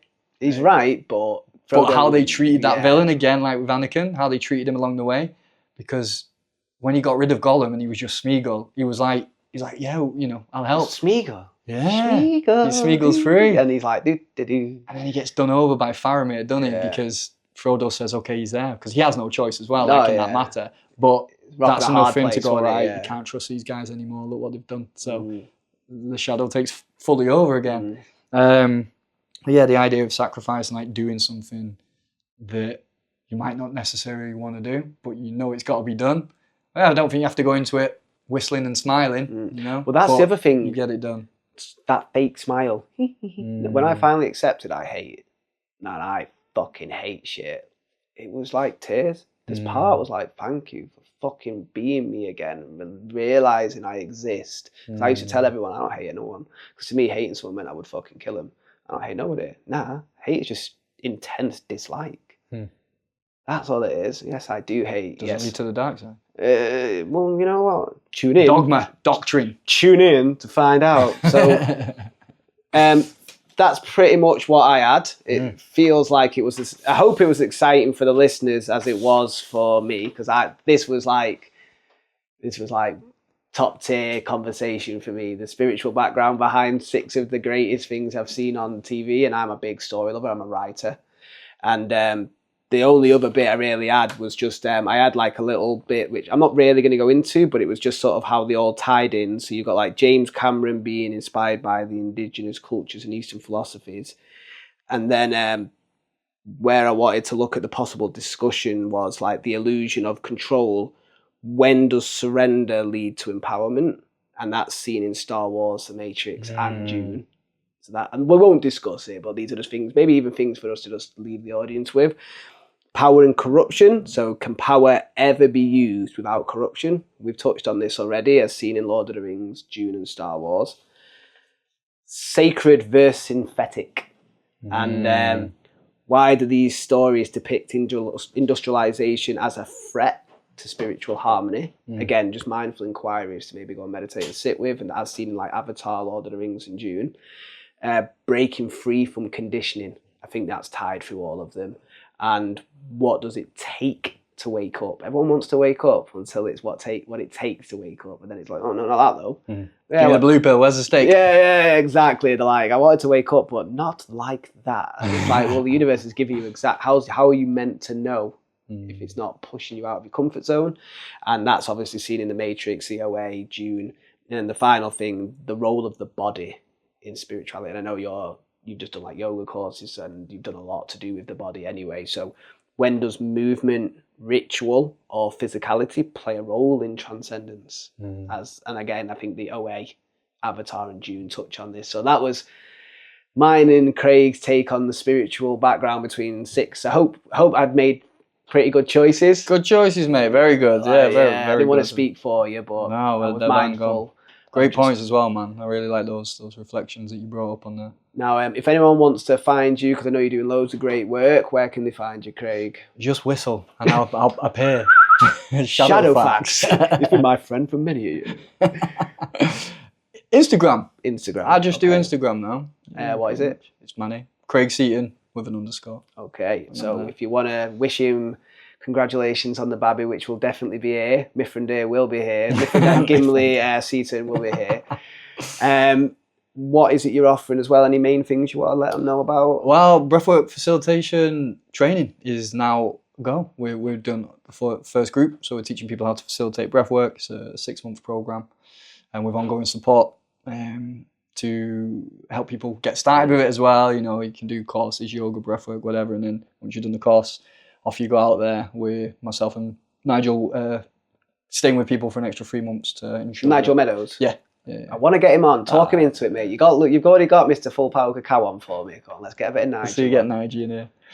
So breathwork teacher training, which I'm really enjoying doing. I've been teaching that 8 years, so to step up into the ability to offer out what I've learned and what I feel isn't, most courses, as well as there's a whole module on being yourself. Like how as a teacher do we not copy and paste other teachers? We learn from imitation and skills, but me. Yeah, how do you bring the you out into it? Because again, the ego is this individuation. It's wonderful to be an individual. It should be celebrated too. Yeah, definitely. I think like people like Eckhart Tolle, sometimes it feels like a bit of vilification. Yeah, like what am I supposed to be? Just nothing. Yeah, and I tried that for a long time. Yeah, there is no try. Do or do not, Craig. Well, I didn't do that for a long time. Use your instincts, don't think. Maybe we'll even do some sort of collaborate. I'd love to do like a spin-off where maybe we play with this sort of stuff once a month or something, and then maybe even with the ether drops. So anyone who's interested in the ether drops, maybe we could do some sort of work together with Dreamwork, bring in all those different plant medicines with your really just skillful way of looking at that realm. I definitely want to look more into that myself as well with you. But every night, man. Anything else you want to share with the audience? Any final words? No, mate. No, go watch those movies. Yeah, go watch those movies. Also, like, if you've listened to us talk about them and you haven't seen them, shame on you. Yeah. So you deserve to have spoilers. I think really it's the beautiful ability to connect to a piece of art, and like however you see it or not, if you can get the meaning and what it feels and it opens stuff for you, that's your path. Go with it, go down it, open to it, see new layers. And I think movies, like music is for people. But movies, I'm so grateful that we have that medium to go through and to learn from and to buzz off, but have these conversations. And, some of my big moments of awareness have come through films. And again, Dune being probably the latest one to when I was watching it and reading it, being like, wow, what they put in there is amazing. And it's fuel for me. I get very inspired by the content that I think there's a reason why we're friends. Like, we definitely got similar ancestors, I think. Even just looking at us, that slim folk build. Northern. Yeah, Northern. So I think the only thing I can leave to say is may the force be with you. May the force be with you, bro. Woo! He's such a legend, isn't he? Oh, I do love a bit of Craig. Trust in Craig, I say. So yeah, I hope you enjoyed that episode as much as I did doing it. That's just for me, apex. We're not going to get much better than the spiritual depth behind my favourite films, because I'm a massive nerd and I really love going deep. So glad that I have Craig to do that with. I hope you enjoyed the episodes. We are in talks to actually have a little spin-off where we do deep dives. So it's basically this episode, but rather than just skimming across them, we can deep dive. Probably going to do Star Wars, even though that got a good chunk of it, didn't it? You can tell we love space ninjas. So yeah, that was me and Craig. I hope you enjoyed it. If you watched it and you hadn't seen any of them, again, what have you been doing with your life? Like, just enjoying nature and loving connecting with people and yourself, rather than watching these really cool films. Come on, only playing. But I do love story. Story helps direct us. It's the storytellers, the musicians, the artists that show the world where to go. So these kind of stories with this spiritual depth behind it, that's really something that speaks to me. So yeah, Hope you enjoyed that. All the details for Craig, if you want to go check out his breathwork stuff, his yoga stuff, his dreamwork stuff, then I'll put the links for Craig Seaton in the description, and also the discount code for the Dream Healer. It's really good stuff. So yeah, I want to get that out to as many people as possible. And then also for myself. So anything to do with meditation. Seriously, I know I go on about meditation with Michael, what do you expect? But it's the thing that's allowed me to just change my life. I stopped running. Always running from sensation, from people, from situations, jobs. Oh, that's all the addictions were. They were just running. There was a time for it, but not all the fucking time. So, meditation allows you to just choose to be still, silent, and just sit with it. And then you realise this body's not an enemy. Life is not a test, it's a game. And yeah, well, as you can see, I'm a very happy person most of the time nowadays, and I bloody wasn't. So all the details for myself, I hope I can help you in some way to show you how to awaken the power within, and then also for Transmute, because they're fantastic. Joshua, who's doing it, is trying to bridge that gap between the esoteric and the mainstream and show everyone this stuff ain't woo-woo. African drumming, dancing, singing, Vedic astrologers coming and doing fire ceremonies, a beautiful thing. So go check out Transmute Studio. The link for them will be in the description. Now, I kind of hinted at this, or I did. I hinted and teased the next guest, which will be Inner Goose. Inner Goose, a Native American elder. And I was sat around the fires at the Ignite Festival. Shout out to those boys who were going to get on the show as well. And I'm just listening to him talking to everyone, and he's so wise. I was like, this guy's got a story to tell. So graciously came down, did a little happy ceremony for me with these amazing shakers, and then told us his story, which, to be honest, it's up there with the stories I've heard. So, Native American elder, what more do you want? Come on, like. So yeah, he'll be the next episode. I'll leave that now just to be like, ooh, and go check out some of the other episodes. Maybe go check out Craig Seaton from episode 2, season 1. See what his original summary story was. And yeah, man, go check out all the episodes that are on the Meditation with Michael website, and Who on Earth page. I lost myself then, I was so taken with the episode. Who on Earth page on that one, it's got all the different episodes. Right, before I leave you, thanks for staying till the end. That's a lot of love. Your attention implies acceptance, and that is love. So thank you for loving me. I love you too for staying. If you could like it, you've said all this time, if you haven't liked it, please help a man out here, yeah? Subscribe so you don't miss things like the Inner Goose episode and such. Still got some fantastic episodes. And then if you share it with other people because you found, this was a great episode, why wouldn't I want to let other people know about it? Nice one. It's appreciated. Otherwise, guys, the products are on the Meditation with Michael page. Loads of other cool stuff as well, like Carolina Naturals cream deodorants, so you don't get nasty stuff up there, and body butters and yoni thrones and healthy ebooks and all that sort of stuff. So I'm going to leave you with a little... May the force be with you. Peace and love.